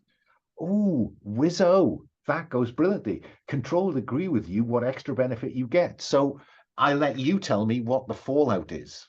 I think that there is a Zinj raid on Dengar the Hutt in the works. The full-on kind of the hammer of the Empire is about to fall on this. Because what would be more, how else do you cover up corrupt Imperials? You just wipe whatever did the corruption off the face of the earth, and you say it was all part of the plan, right? Fine. And it becomes clear from the moment he scans this, he starts calling people in your presence. And that's why you're going to roll for stress, because he's saying, I want that Hutt found now, and I want an assault planned today. Yes. So we've got a clock on the board. I like it. We've got a clock. that could mean that raid hits while you're there. Yeah. I rolled for stress. It was lower than my current stress. Fine. Everyone's a winner. So what we now have is, just to make sure that we keep up with this, we have the Sumo Jim may be prone to a Zinj raid. Fine. So this all boils down to whether, Kit, your call and contact works. Yeah. Mm-hmm. So call and contact works by calling a contract. It works by you simply spending stress. Okay. To add one contact stress. team. All right. Yeah. Mark stress, describe the scene or flashback involving the contact, and agree with control what they have done. And then that gives you fictional positioning for walking in. Mm-hmm. So the prep scene is going to come down to you maintaining your cover, I think. Okay. Yeah. So what do we see then? Cut to Sumo Jin. Yeah. Mm-hmm. And I'm imagining a kind of fighting pit. Not a deep pit. You need to be able to see all the action. So there's just a barrier and then a set of ranked platforms around it, on one of which Danga the Hutt is sitting. Now, Kit, this is your prep scene. So the question is, do you have the doctor? What'd you say, Will? I was just going to say, can I suggest it's like a steampunk, a cyberpunky, like sauna-ish type environment? Like yeah, I kind of like that better. Yeah. Steam. So I like the Danga sauna. is there, wrapped in a towel. There's a bunch of guys, big, bulky, like Will was saying, big, hairy, bulky someone guys. is, kind of different weird races. Scratching Danga's, over with a stiff brush. Some weird little muppet. guy looks like a big guy, looks like a giant hippo or something. Okay. I'm sorry, what was the question again? Yes, you can't get past that vision now. Yeah. So yeah, it's steamy. And the question is, this is going to be about maintaining your cover, right, to get in there. Well, I think big like solid doors open up, of course, and there's all that mist and steam, and we in slow-mo, the three of us come through, and then the question was, do we have the doctor or the scientist? Exactly. I think that goes to Blake. I mean, Blake, do you want to pretend to be the scientist, or do you want us to actually have the scientist? I mean, I think it's kind of like touching on the dark side if we bring the scientist with us. So I don't think I would, but I'm willing to go with it if you guys want to. So I'm bouncing that off you guys, Will and Blake. What do you think? I wasn't at all tempted until you said it was the dark side, and then I was like, yeah, let's see that in play. Otherwise, I'd suggest it's the Trojan horse routine, right? Like if the doctor is part of this scene, everyone gets to mark dark side. Yeah. I kind of think let's bring them, because they're less likely to just start shooting if the doctor's actually with us, rather than. Right. I think that's probably true. All right, so Kit's got he's got manacles on him. He's leading him along, but he's not happy about it. He doesn't like the fact that we're doing this. But okay, so everyone mark dark side. All right. And Kit, you are playing the security. You are holding the prisoner. Mm-hmm. It's your prep move. So I'm going to come to you to roll to maintain your cover. Okay. And since I'm using the contact, do I get expertise, or you get temporary expertise as you have cover? Yeah. Okay. So roll with expertise. Add the stress dice if you'd like it. Yeah, my stress is all bottomed out, so why not? There is a 5 on 5. That's kind of the sweet spot, isn't it? That's no risk of stress. That fine. The big doors open, the steam billows out, and we cut to the inside where there's a sumo match going on between two of those. I can never remember what they're called. The Gamorreans. Two Gamorreans are engaged in a sumo match in the center. Danga is there with all his big hitters, and out of the steam emerge the three of you, with Are you leading the doctor or pushing him in front, Kit? What? You might as well get your money's worth out of this dark side point. What are you? I think I nudge him forward. He probably falls to his knees, you know. You in told front me of I'd be safe. You told me I'd be okay. And there's Danga on the other side of the wrestling pit. And you know, you're gestured forward by his and you know, you have to go round the wrestling pit. Sen, what do we see you doing at this point? I think I'm just keeping an eye out, watching for like people trying to flank us and pull out guns and that sort of shit. Okay, let's have you roll to investigate then. Surveillance is that's why I went to you, because surveillance is the obvious. Now you're still not able to use it, but you know, life's a bitch and then you die. So let's have you roll with just the grey dice and the stress dice if you want it. I mean, you want stress to go up. Yeah, of course I do. Why not? But that's a 6 and not on the stress dice, so it doesn't go up automatically. But yeah, so for nothing, I will tell you that you recognize who his protection is here. They are the Razor Girls. You will find them down on row 27. I think the way to do this is probably to move some other people away. Hang on. To move this lot away.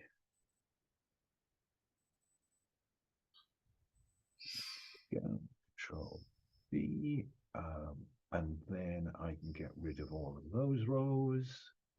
So the Razor Girls pop up the why is it so difficult to do this? It shouldn't be this difficult to do this. I'm going to delete those rows because there's no point having them if you don't show them. So I've added the Razor Girls down on row 15. These are Danga's heavy hitters. These are his protection. These are his confidants. And they are arrayed around the wrestling ring. You get that for nothing. You've got 2 questions to ask me. Sorry, yeah, 2 questions to ask me.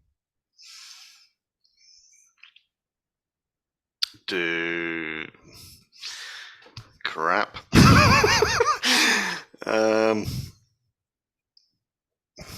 Are they prone to robbery or, you know, persuasion? No, they're prone to violence. Great. Some of them on something of a hair trigger. You have a second question to ask me?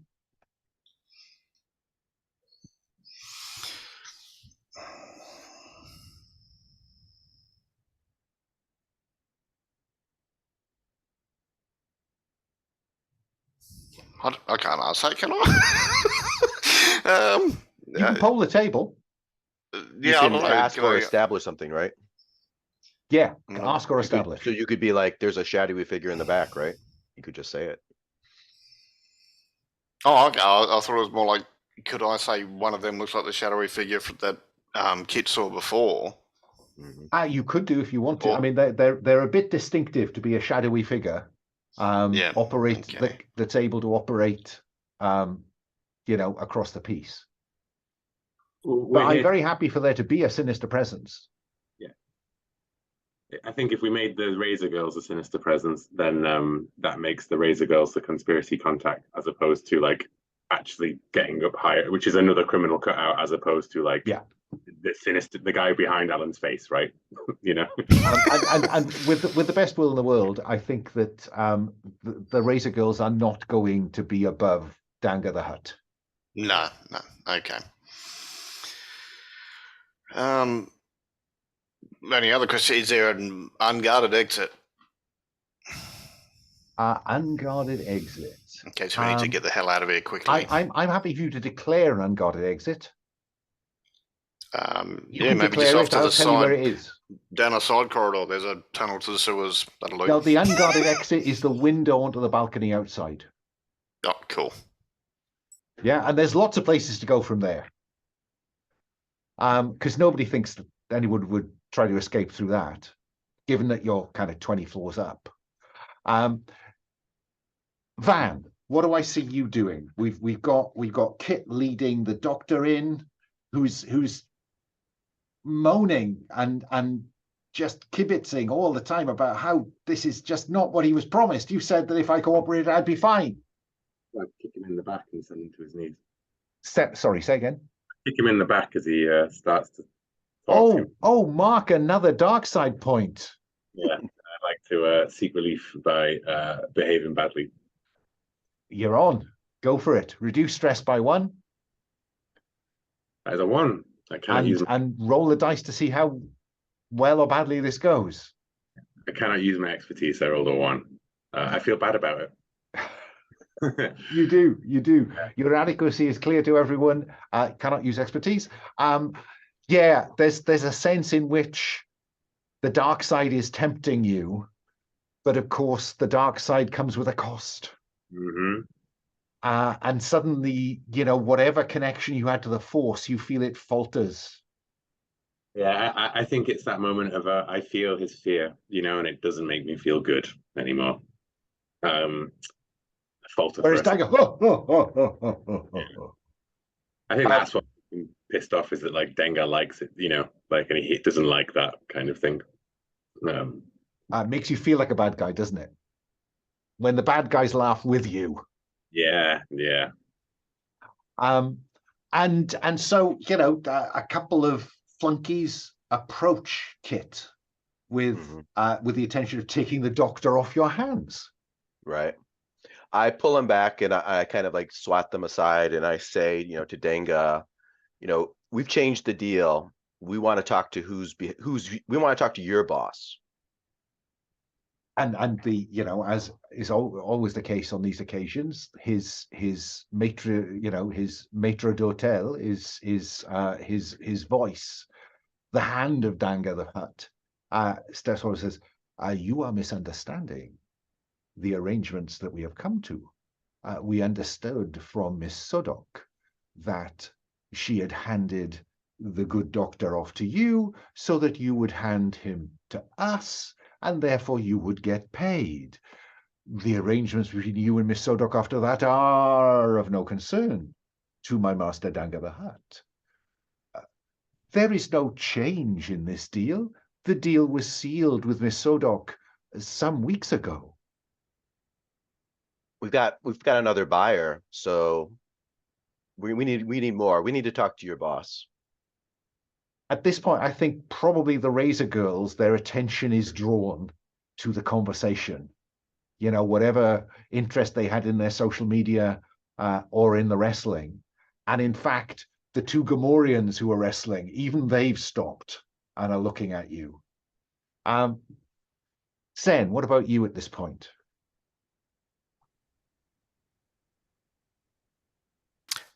Can I slowly thicken the mist in the room? This sounds like roll to conceal, to cloud things. Yeah? I'm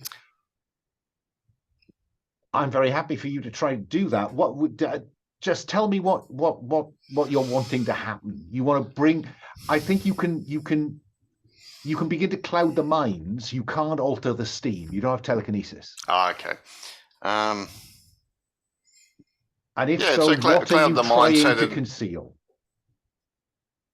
Anger against us, I guess. I'm trying to make them I- not be as interested in us. So I mean- there's not a threat here anymore, sort of thing. These are not the upstarts you're interested in.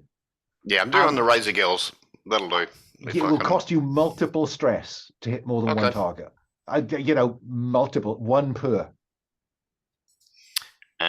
Let's try 2. Okay, fine. Then let's have you go with that. Then let's have you roll. You won't get expertise because it's not available. Spend the stress.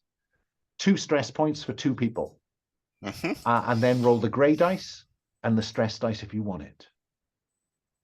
Not feeling that lucky. A 3. 3. And I think that's probably when we hear the hum of a lightsaber.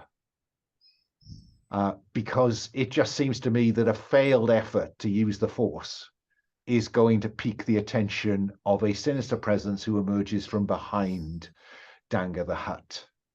And we see the glow through the mist as a shadowy figure shrouded in steam emerges beside Danga. And the voice of Danga looks at this and retreats. The Razor Girls raise their now. Sen, that's what's going to happen unless you want to mark your specialism and spend stress to do it and get a reroll. Sorry, improve the outcome from a fail. I can't use intel in any way to.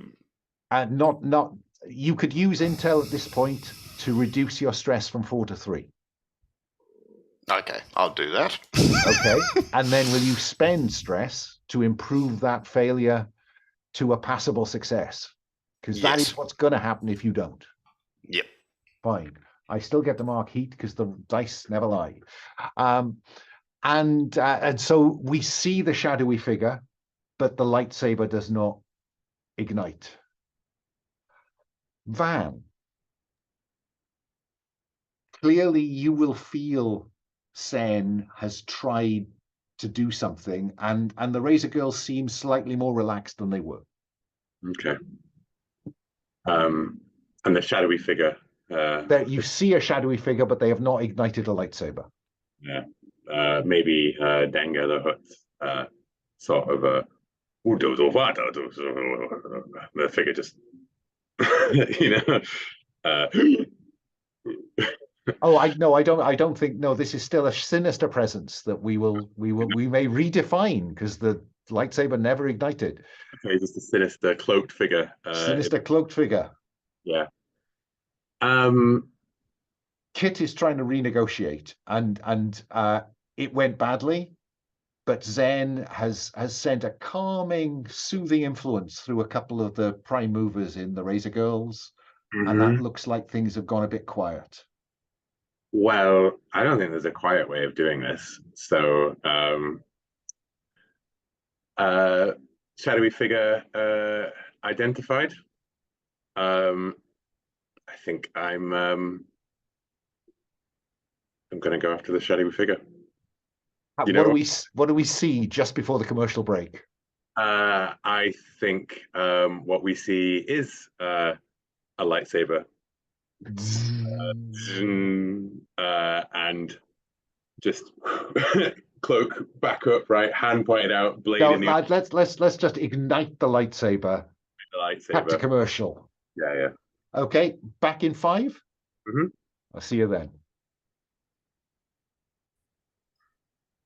So let me reprise then. Back from the commercial break, Van has broken out his lightsaber. Danga is up there on a platform with his voice. He's surrounded by a handful of mundane criminal protectors, and his voice. And behind him, we know there is a shadowy, sinister figure who is the target of Van's attention. The Razor Girls are spread around on platforms around this fighting pit, and there are 2 Gamorreans who've stopped wrestling in the middle. You are about a third of the way around the fighting pit. The direct line would be across the fighting pit to Danga and the sinister figure. And the doctor is on his knees pleading for his life. Should we choose what equipment we've brought in at this point? I'm going to assume at the moment you can have either light or medium, because I think the setup to go in heavy would have made no sense.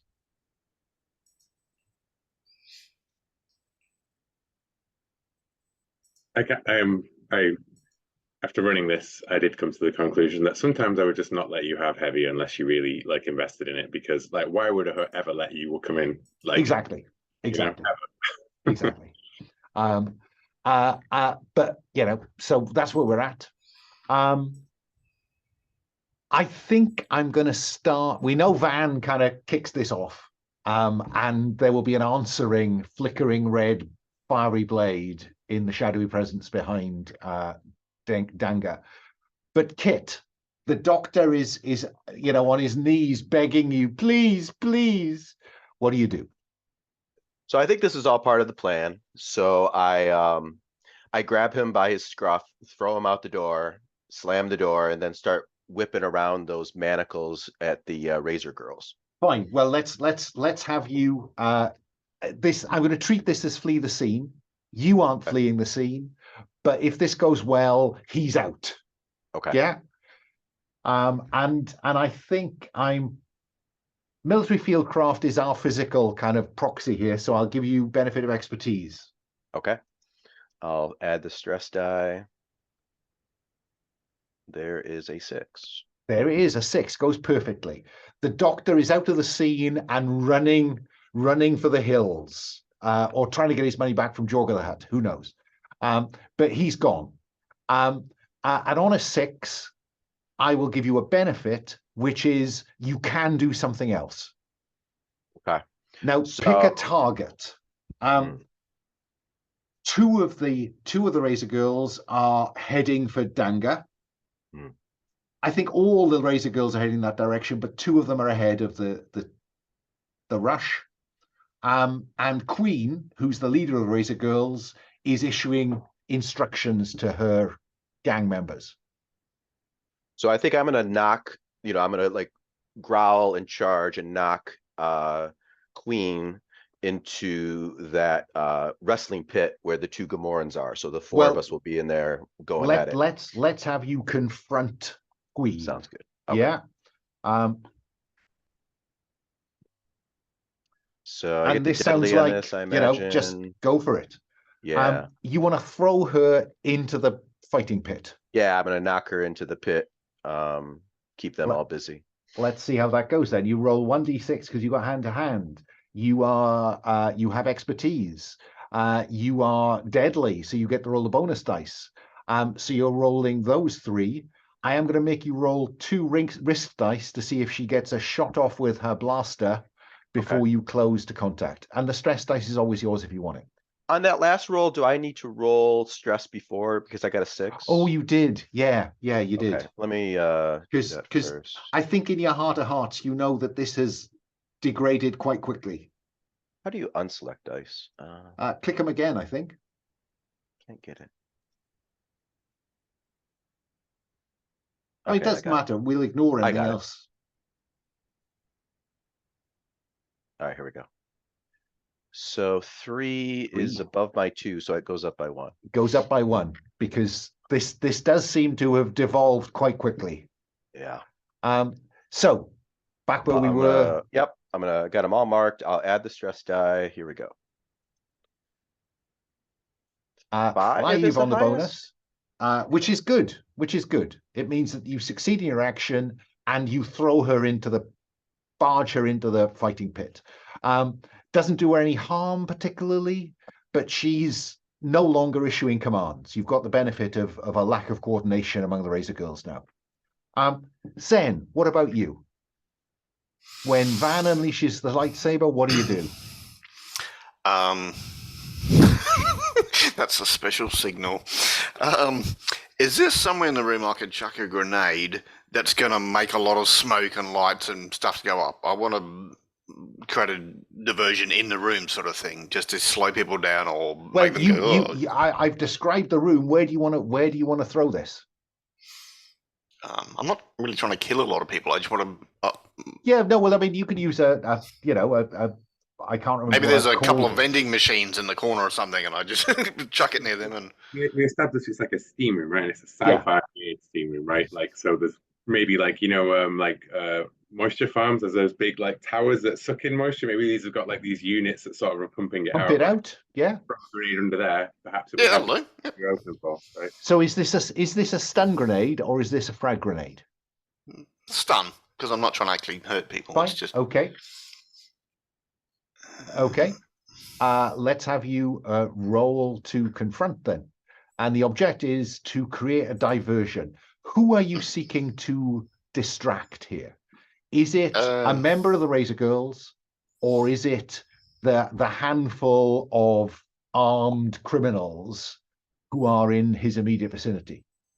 No, don't worry about those twats. It's the Razor Girls, the real threat. Okay. So. Is it one of the two Razor Girls that are ahead of the game trying to get to Danga, or is it one of the others? Because I think they're just going to protect him. So it's the other ones. Fine. So Queen there. Yeah, fine. That's just one dice, or And if hasn't your stress gone up? You marked stress. Yeah. So you have your expertise back. Okay. There you go. So with expertise, stress dice if you want it. But I think I'm going to make you roll 2 risk die because those criminals are beginning to unleash blaster bolts in your general direction. Okay, so one of the stress dice rolled higher than the other 2. Sorry, say that again. My regular dice got 3 and 2, and the stress dice got 3 and 5. Oh, I see which ones you rolled. Okay, so danger dice. So you are. That looks to me like you have failed to do what you plan to do. Okay. But I think that you get blowback from the explosion. Yeah. So you are facing a difficult potential outcome, harmful consequences. You are going to roll a d6. There was an explosion in place, so I'm going to make you roll at. I'm going to let you roll flat. Roll a d6. How bad is this for you? 6. Oh my. Okay. So, oh no, that's okay. On a 4+, you're lucky this time. It hurts, but you'll live. But on a natural 6, mark intel as you discover something about this conspiracy. But that was close. Roll for stress.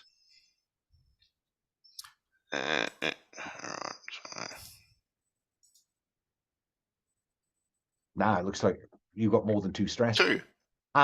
So what I'm seeing is you hurl this at one of these steam and heat producers, and it hits it and bounces back towards you. It goes off with a bang. Yeah, you smacks get me thrown to the across floor. the room. But okay, Van, you started this. Mm-hmm. How are you going to begin to finish it? So this, I'm not sure if this is the right way to go about it, but I would like to call on a contact. And what I would like to do is to set up, I called on my contact, Wikchunk Patiga, of the Patiga clan, a group of Jawas here in Carania City, who provided us with a link into Imperial comms so that we could coordinate this timing with the raid. So basically, as I pull that blade out and the professor's thrown out the door, the doctor's thrown out the door, right? Like the camera pans back and there's just a... Well, I think what I'm happy for you to do is for you to trigger the raid. Yeah, that's what I'm going. And we'll see how that raid, because of course that raid is just interested in taking out Danga. So it's okay. So the Imperials, right? They're going to kill or arrest everybody here, basically. Fine. So spend the stress. Mm-hmm.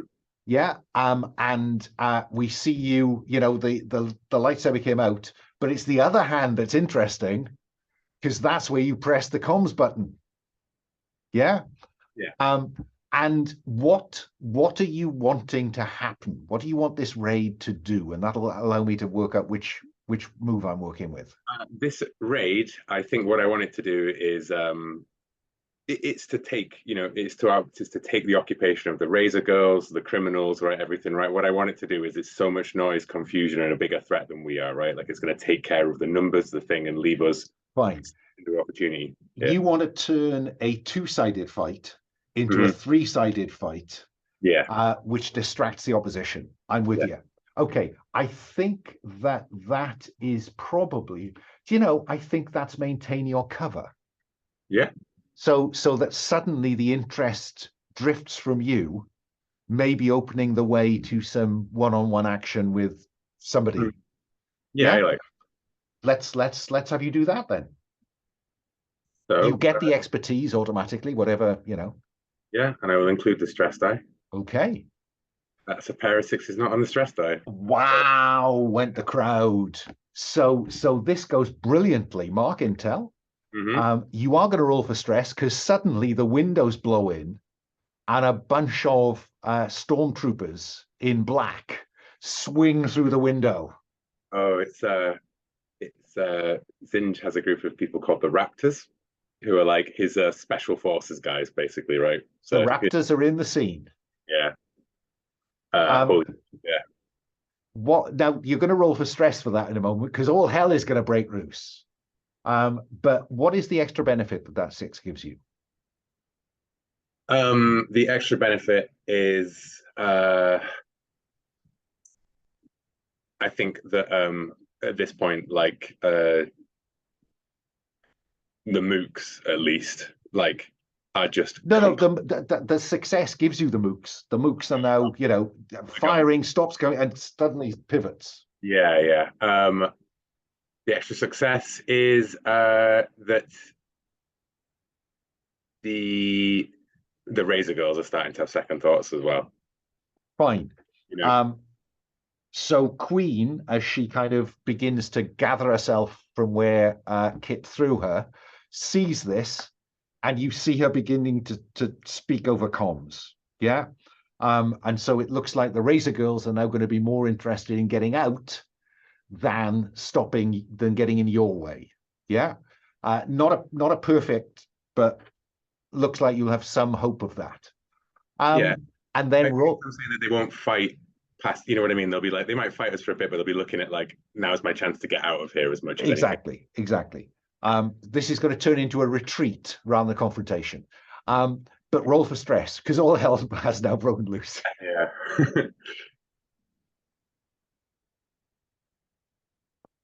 I'm fine with it. Cool as a cucumber. Fine. Let me go back round then to It's all Kit. part of the plan. Yes, all part of the plan. Going perfectly. So, Kit, what do we see you doing next? I think I'm brawling with the Gamorreans. Fine. Hopefully, probably it's a very physical thing where we're throwing each other through brick walls. We're getting covered in mud. You know, my fur is gonna take hours to clean. But yeah, that's very physical, very brutal kind of fight. I mean, that's great because up until now we didn't realize that this was mud sumo. But it turns out it is mud sumo. Right. Let's have you try to take the Gamorreans out of the picture because they are the only ones who are not. Subdue or hurt? Oh, I'm hurting them. Yeah. So you're rolling with expertise. You're deadly. The stress dice is yours if you want it, but you are outnumbered, so you're rolling 2 risk die. Okay. I'll throw the stress die in. Let's see. Oh, That's pathetic on your part. Yeah. That's not acceptable. Can I use my pen of stress and use my expertise? You can. I do get the benefit of upping heat. And I'll explain what's going on there in a moment. But yeah, you are not in a good position, but you can improve that to a success, and you can subdue one of them. Okay.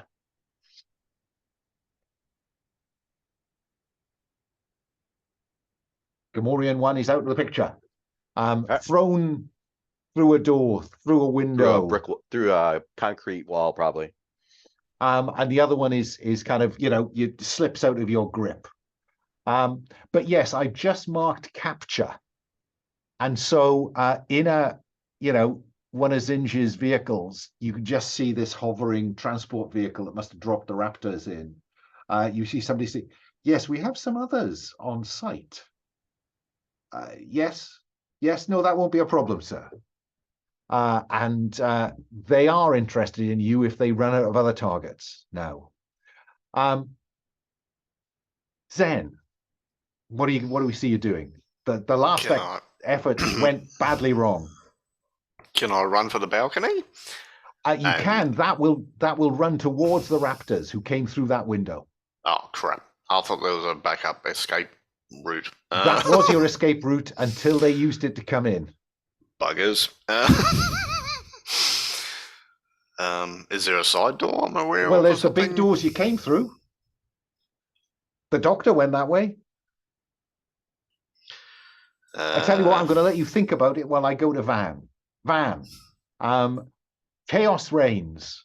Razor Girls now are more interested in getting Danga out than confronting you. I think one of those mooks was running straight towards me and gets cut down by an Imperial blaster bolt as I just step over him, walking straight, power, like that sort of intentional, dramatic power walk through the chaos towards the figure in black. Kip throws a Gamorrean past you, and you walk forward as the wrestling goes on. Danga's platform, the Razor Girls have got to it now, and it's beginning to levitate up into the ceiling. That's his escape route, it appears. You're heading for the Sinister Presence. Yeah, ignoring Danga. Yeah. Zen, I'll come back to you just before I get to Van. What are you doing? Actually, no, stuff. I'm going to chuck a grenade at that Sinister Presence. Oh, fine. Okay. Let's hope it doesn't bounce back towards Van. Let's have you throw that grenade. Is stun or frag? This one's frag. Okay. Do that thing. This is, again, confront the enemy. So you're the conspiracy. So Grey, you get to use the orange dice, the green one if you want it. But there are a lot of blaster bolts going on around here. So you're rolling 2 risk die. Okay. Oh, 6. Yeah, 6 on the normal one. Explosion beneath the levitating platform of Danga, which is going up in front of the Sinister Presence. The Sinister Presence is caught in the explosion. Normally you do quite a bit of harm there, but I'm only going to have them discomforted because there's a wave of the hand and fragments hit the wall all around it, but not it. Right. But that does mean it is slightly distracted when Van does what? But I think that boom and the smoke and the clearing, right, and then as it cuts to this dark figure, blowing away the smoke, suddenly coming out from the other side of the smoke comes Van down. So yeah. Okay, so it's lightsaber to lightsaber. Lightsabers cancel to an extent, so I'm not going to give you any particular edge here. But you get hand to hand. You get, so the expertise is in play. Stress dice if you want it. But you are going to be rolling 3 risk die. 3 risk die. Would be 4 without that lightsaber. Well, luckily I've got a 6 on the stress die, so my stress goes up. Or unsurprisingly, perhaps stress goes up. But you succeed. There's sparks and bits of flame. I will mark some harm on the this Sinister Presence, the name of which and detail of which remains entirely unknown. All we see is swirling cloaks. That went very well. That's as good as it gets. Succeeded brilliantly. So I mark intel. You do. Your stress has already gone up, so you don't need to worry about that. Yes.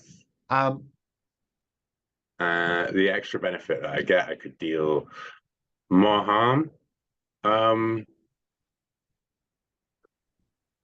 Yeah, you know what? Let's just go with the simple one of dealing more harm. More harm. I think. Fine. Yeah. It's obviously block, and then one of those dramatic cuts. So it doesn't quite sever anything, just but scorches. Yeah. And remember the stress you do on the opponents. It's cinematic stress. It's not necessarily blood and bones. No, but I think it's in the down. That bit where they get down on their knee, as you're battering away at them with a lightsaber. Yeah.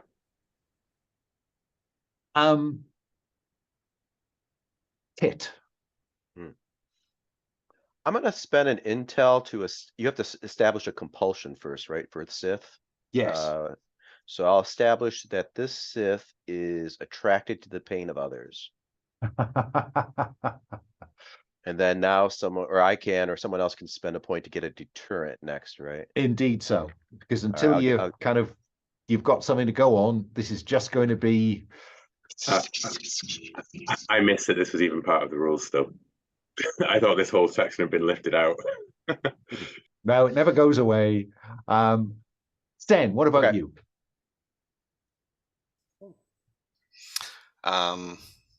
No one's actually shooting at me or anything, are they? Oh, I mean, you know, every time you do something, I will be kind of throwing the possibility of, if you fail, that could well turn into harm. But because there's just blaster bolts, they're just not directed at you. The Raptors are now firing up as Danga's platform rises.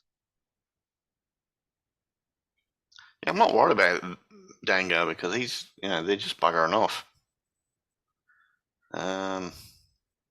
Does Kit look like he need help? He doesn't, does he? He's doing all right. He's facing off against another Gamorrean, but you know. You know what? I'm going to crouch and shoot at the Dark Jedi guy. I'm trying to shoot him in the leg, basically. Okay. Again, he's engaged with Van. If this goes badly, I may choose to, you know. So that's me. Look, He loves me. It's all good.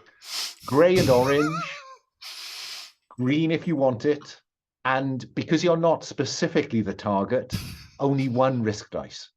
Okay. Oh, all twos.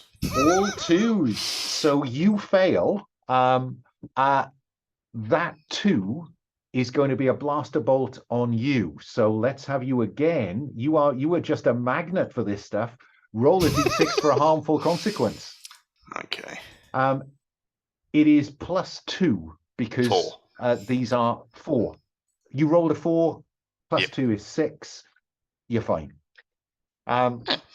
Just, you know, you roll away, blasters hitting all around you, but nothing actually doing you any serious harm. Van, you beat them down. What are you going to do next? I'm going to spend 2 points of intel to declare a deterrent. Right. Is Gund.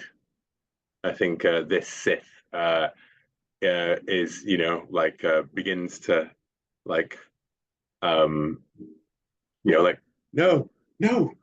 Like, well, before you get to that, yeah. I am prepared to go without Gund. That's fine. Yeah. But I've just declared armored. Okay.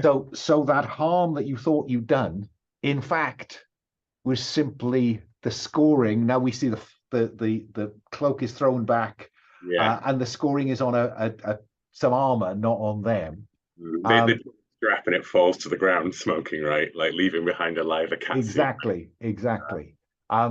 And they're going to unleash a dark side bolt of electricity up at you. Cool. Can I use this opportunity to also declare a point of vulnerability? Yeah. Yeah. Just in that, like, they still have bits of that armor on them, right? Like I cut a bit. Oh, yeah. Right? Yeah. But I'm going to declare that it's a precise strike is what's needed to you know, go in between the bits that you've already damaged, basically. Fine. Yeah. So they are not looking particularly as harmed as you thought they were. So you're going to have to erode that stress before you can attack the vulnerability. So let's have you see if you can avoid the sharp end of this force electricity. So you are rolling with hand to hand to avoid the damage. Stress dice if you'd like it. How many failure risk dice? 3. 3 risk dice. I will include the I've got my expertise back, must remember. Because my stress has definitely gone up multiple times in this combat. It has. Oof. Ooh, that is hurting. So that is you did miserable. I mean, really, we're only interested in whether they hurt you at this point. Yeah, and on that 6 they do. So roll a d6 for a potentially inhibiting harmful consequence. You are rolling -1 because they use the force. Okay. 3. Oh no! Goes the crowd. Yeah, but I declare that I am carrying Thermal detonator. No, why not just declare armor? That's what I am declaring. Ah, yeah, there right. you go. Yeah. Oh, Plastoid battle dress, is that the one? That's the one, I think. Which I think is I think it mirrors that, right? In that, like, I'm hit with that force lightning, right? And it sends me flying back across, like crashing down to the ground, like sliding across, and then stand up and underneath Scorch marks. pull off like the scorch burning armor and dump it on the ground. Fine. Back to Kit. Pummeling the Gamoran. Let's have you do that. You have expertise, you have deadly, you have the stress dice, and you have one danger die now. One danger. All right, here we go. Dang, another 3. Wow, this is not going well. I mean, there's no way to knock that up, is there? I used my specialization. Oh, you used your special. Yeah. Yeah, I think I'm stuck. Can you think of a way to have called in a contact here? The team's here. What's that? Team could be here. The person we co-opted, our conspiracy team. Yeah. That's just yeah, let's do that. So can I spend a stress and say Teen's in the shadows and she hamstrings this guy? I think I'd much rather because if I put her in the scene directly, that's not really the way it works. But what I am prepared to do is to have the speeder that you gave her back roar past the window, spraying the inside of the gym with fire, allowing you to re-roll. Okay. All right. So I spent a stress. That happened. I'm up to 5. And I'll re-roll. Just same dice? Same dice. All right.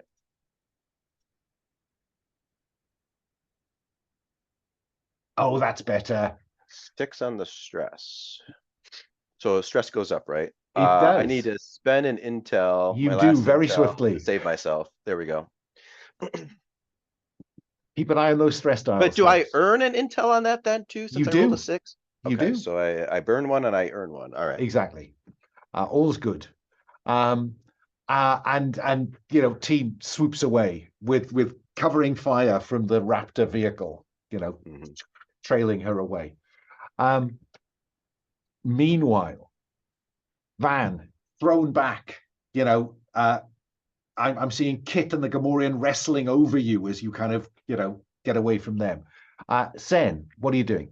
Let me ask one thing first. So that takes out the Gamoran, right? Yes. And do I also get us extra benefit? You do. Yeah. That's so fair. Could I have thrown? I'm imagining this pit, as it's a pit, is lower, and it's lower, but where he's fighting, not super low, but like it's recessed. And I'm imagining Van is fighting the Sith a little higher up. So could I throw this last Gamoran through another wall and it destabilizes where he is so that he gets an advantage of some sort against okay. I'm content to give Van temporary access to the bonus dice for the next attack. It's not in the rules, but what are rules for? But Sen, I want to know what you're doing before I go to that. There's no way up. I don't have a levitating thing, so there's no ladder going up or nothing. You could always declare a rocket pack that we didn't notice under your. Yeah, I can't carry it. I was carrying other stuff, so I think I'll just run out the doors at this point. Yeah, because I was going to say you're already at 4, aren't you, with a blaster carbine and a couple of grenades? Right. Okay. Yeah. So you're going to flee the scene. Use your blaster carbine. You haven't used it, so why declare it? Yeah. Oh, I thought I shot at the thing. Bad guy. No, I think you've just been throwing grenades about. Was by. Okay. Oh no, you did. You did shoot. Yeah, I did shoot at him. Yeah. So you that's missed. right. I just run out the door. Let's have you roll to flee the scene. There is no expertise for this other than military in the current circumstances. So it's the grey dice, green one if you want it. Not quite certain what your state of stress is. Oh, not so bad. 4. I've got concealment. Can I kind of just blend in as if I'm? You can. You could. It'll cost you stress to No, engage then. with the force. No, not at the minute. Okay, so grey dice, green dice, if you want it. Oh, yeah. That's it. Oh, I got a 6 on 1 dice, so that's all right. That goes perfectly. Mark intel. But you are conscious that the building has probably been sealed by Zinj's forces. That's why you're going to roll for stress. Great. 2. But you're cool with that. Something will turn up. So you've left the scene and are trying to get out. If there's an opportunity to reintegrate you, we'll judge whether we can. Kit, you've destabilized this. Van, you are faced by this Sith adept who is, looking to be a tough nut to crack at this point, and is stalking down towards where the force lightning threw you. What do you do? Well, that's the point. As they raise their blade, I think a Gamorrean crashes through the pillar underneath their feet, and the whole bit of the bit that we're standing on just goes tips like sort of comes sprawling in towards the recessed area, right? Like it's all collapsing around us. Not least because of the heavy blaster fire going on. Exactly. Multiple grenades that have been set off in this room as well. So yeah, I think Van will roll with the Sith, right? Like as we both tumble, and then we come up striking each other. So I will fight the Sith again. Fine. This time I get the bonus die thanks to let's have you do this thing. Yeah. Oh, what a lot of dice that is. That's a 6 on your part, a 5 on theirs. You are going to do some proper harm. Finally. That's a 6. I mark intel. I'm now full up on intel. And you need to roll for stress because as you come up close, out of the shaded hood comes the word, I don't know who you are, but you do not want to involve yourself in this fight. Does the vulnerability come into effect here at all? The precise strike? Only when their stress has been eroded. Okay. And currently they have 2 left. All right. The only thing that could put them 1 blow away would be declaring a double tap, which is 2 vulnerabilities that you can somehow combine into a single strike. Got a lot of intel. I do have a lot of intel. I still think I can't. So if I could declare double tap, then? Well, all you have to do. So if I go to Sith, yeah, precise strike, double tap, yeah, which now allows you to inflict 2 points of harm, the final 2 points of harm, to take them out with a single blow. I see. Yeah. This is the point really where you would define exactly where the precise strike is. Oh, well, it is precisely like right between the ribs up through those armor plates. Yeah. Fine. And then like just step up like close, that whole blade up through the ribs kind of thing. And then is there any comeback from you in terms of that whispered? Well, I did that after they said that, right? And then I actions speak louder than words. Roll the dice. I've got a phrase actually for it, haven't I? For his character, there is a no, I had his the whole Sith mantra thing, oh, you did. You did. Set me free. I think it was in last week's chat. Yeah. The Force shall free me, I think I say, as I whisper it as I push it through, revealing to them that I know some of the Sith words as well. So yeah. So exactly the same dice. You've got access to the bonus dice on this occasion, stress dice if you want it, and so 3 of the risk die. I'm re-rolling another attack then. Yeah. Yes. Okay. And 3 failure die. That is a 5, and that's a 5. You take them out, but the 5 on the wrist die means that they may take you out at the same time. So let's have you roll a single d6 for that harmful consequence. It is -1 because they are using the force. 3, the consequences are serious. Tell control if it's mortal. Fill your stress track and crack. It's bloody. You'll die after one more action without medical treatment, or it's painful. You cannot use your expertise until you get medical treatment. If I can make a suggestion for it's bloody. I think as it goes down, their eyes flash like yellow, right? And they scream, and then they reach up and pull down like everything on top of like this exact spot where we are, right? So like it's just we're both buried in the collapse. Well, the question becomes whether Kit, you're still in the room. There is nothing to do. Are you going to try to flee the scene with Van? Yeah, so I rushed over and I'll apply like a med kit or something and grab him and jump out the window or something. Don't worry about a med kit at this point. Okay. Well, the whole thing about like one more action he dies, but Yeah. Yeah, well, he's still got that action. escape is the action. Okay, great. So I'll help flee him, for your I'll help right. him out. Military I field pull myself up from the pit, grab him, run for the balcony. Okay. Leap into space. Although thinking meta for a minute, we need a lead to like where to go next, right? And we do have a lead. We have the they want the stealth stuff, right? spaceship. Yeah, I guess so. And to be honest, you can always spend some intel during the next debrief to tell me what Van grasped from the belt of the falling Sith. Okay, fair enough. Lots I just of didn't know options. I didn't know if I needed to do that now. I don't think you do. I We don't can think do you that do. later. Okay, that's great. So All you're right, so rolling what's this? flee for your lead, life with military expertise. craft? Yeah. Yeah. All right. Stress dice if you want it. I'm still going to put a risk die in there, I think, because there is still a lot of blaster fire flying about. Oh yeah. Particularly if you're going through that window. I got an intel. I'll go ahead and use the stress die. Oh, that's 5 fine. That's on the success. natural die. Okay. You get away. There's not even the tell me if you leave him behind. And so what do we see? Do we see you just leaping into space with him over your shoulder? Okay, I'm curious where that's going. Is Teen right there, for us to jump into the speeder, or is that Are you telling me that you're going to call I've on? already left. Okay.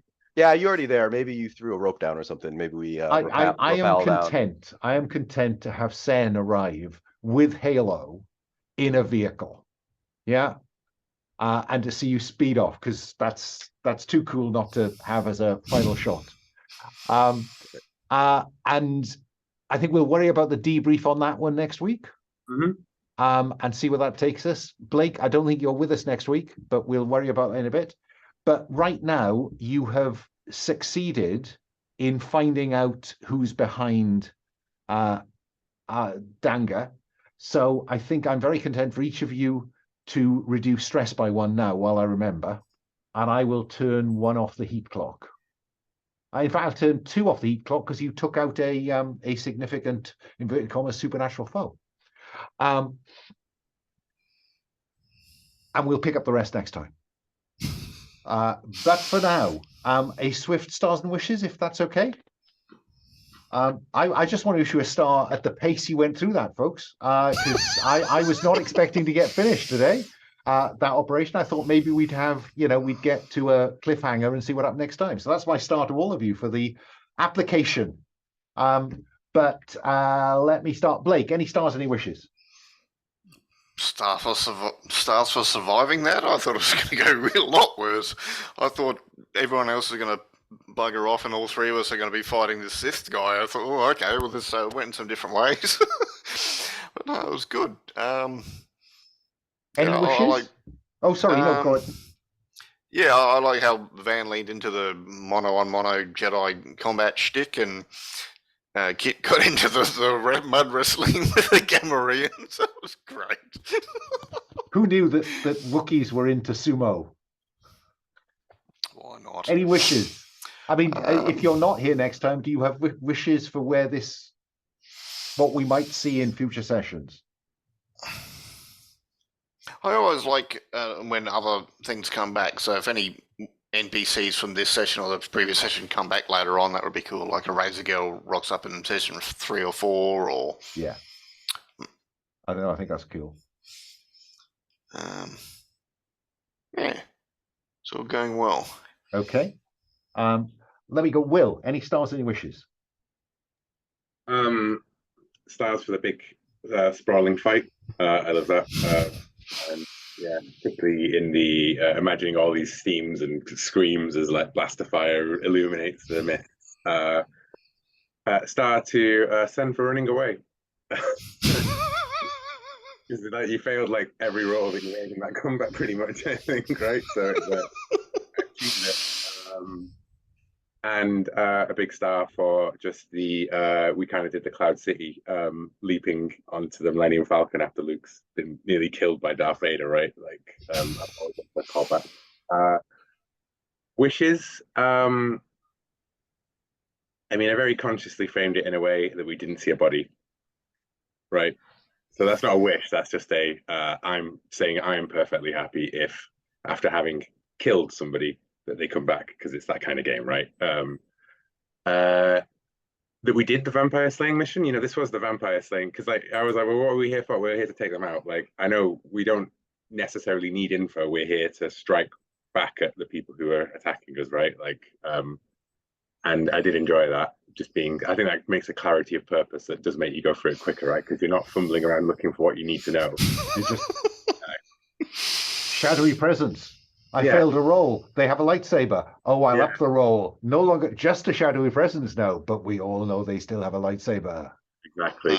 I think wishes wise, I would like to perhaps have a mission on the Gravhammer or the Imperial ship. I would like to you know, because that'd be a novel, I think, setting as well for it, right? Like context for it, a space-based mission. Have the ship involved somehow. That kind of, it's a different set of things than we normally play. Kind of more Knights Black Agents, but on a planet kind of thing, but in space. Yeah, no, I get that. Jason, any stars, any wishes? It's not really a star or a wish, just feedback. I commonly, today was a good example. I struggle in the beginning, just the blank tablet, just trying to create the story and get it all together. But star wise, it did come all together really nicely, and it always does when I play this game with you guys. It starts out, I feel kind of confused, but by the end, I feel like it's gotten to a good place. So similar to what other people said, that was a really cool fight, very vivid, very evocative. Very creative. So and also you don't see it that often in games, but one of the characters ran away, so that was pretty cool. Yeah, I am reminded. It's probably, I think Blake may have played this game less often than the rest of you, because there is a sense in which if you play this a lot, you realize it's actually quite difficult to end up dead. Surprisingly difficult in a game which seems to be teetering on the end a lot. Any wishes, Jason? Sorry, I had to unmute. I can't recall it. Have you ever had a mission where there was no violence, like no combat, like an infiltration or like a social kind of adventure?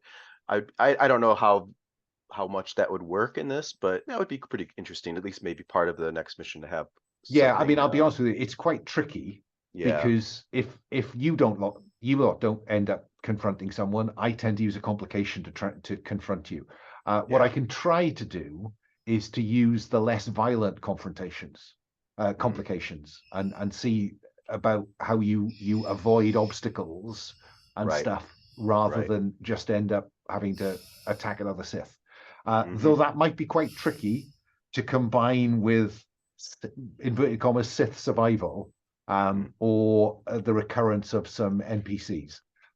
So we might have a chat about that in the Google chat room between now and then, or before we play, just to see where we want that to go. Because I think it would be interesting to try it. I have run a session with no violence in this. And I think it was a session you were away for Against the Fake Conspiracy. We did the Goblin Kings, and they found the sword.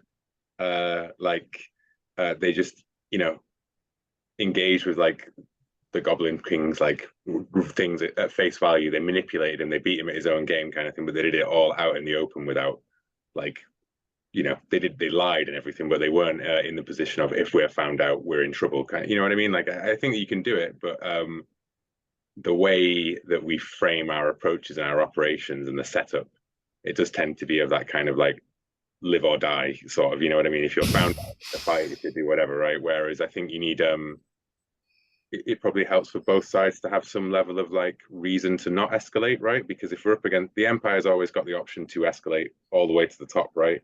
The Sith conspiracy, in the settings that we encounter them, can always turn violent. But what if there was a situation where there's some sort of status quo where you can have that tension without either side sort of tipping into full-blown violence, you know? I mean, the only other variable is the skill mix. And you currently don't have, I'm just looking, I'm not seeing any persuasion, I'm not seeing any disguise. No. So you will need to be willing to spend quite a lot of stress for those contacts to fill those gaps. So I think it's possible. Whether this is the right group for that, I'm not entirely convinced. But I'm always happy to have someone, call a contact, get an Imperial uniform. Oh, look, it's a Wookiee prisoner. Right. Yeah, I mean, I enjoy violence as much as the next guy, but just a change of pace would be interesting to see if it works. Well, we'll see how that goes. Give it some thought between now and then, but it will take some careful handling on both our parts. Yeah, I think. yeah. Okay. I want to just offer a couple of stars because I thought that was very writer's room, the way that came together in action. Because I have to say, when we had 2 prep scenes and only 3 players, I thought, God, we know nothing at all about the setup here. It's all going to just come out of what you end up describing or doing. But it did all come together in the end, and a particular star, I think, for a call and a contact. Now would be a good time for Zinj to raid this building. That was very, very neatly done. I didn't see that one coming, and I enjoyed it. So I'm going to pause the recording now.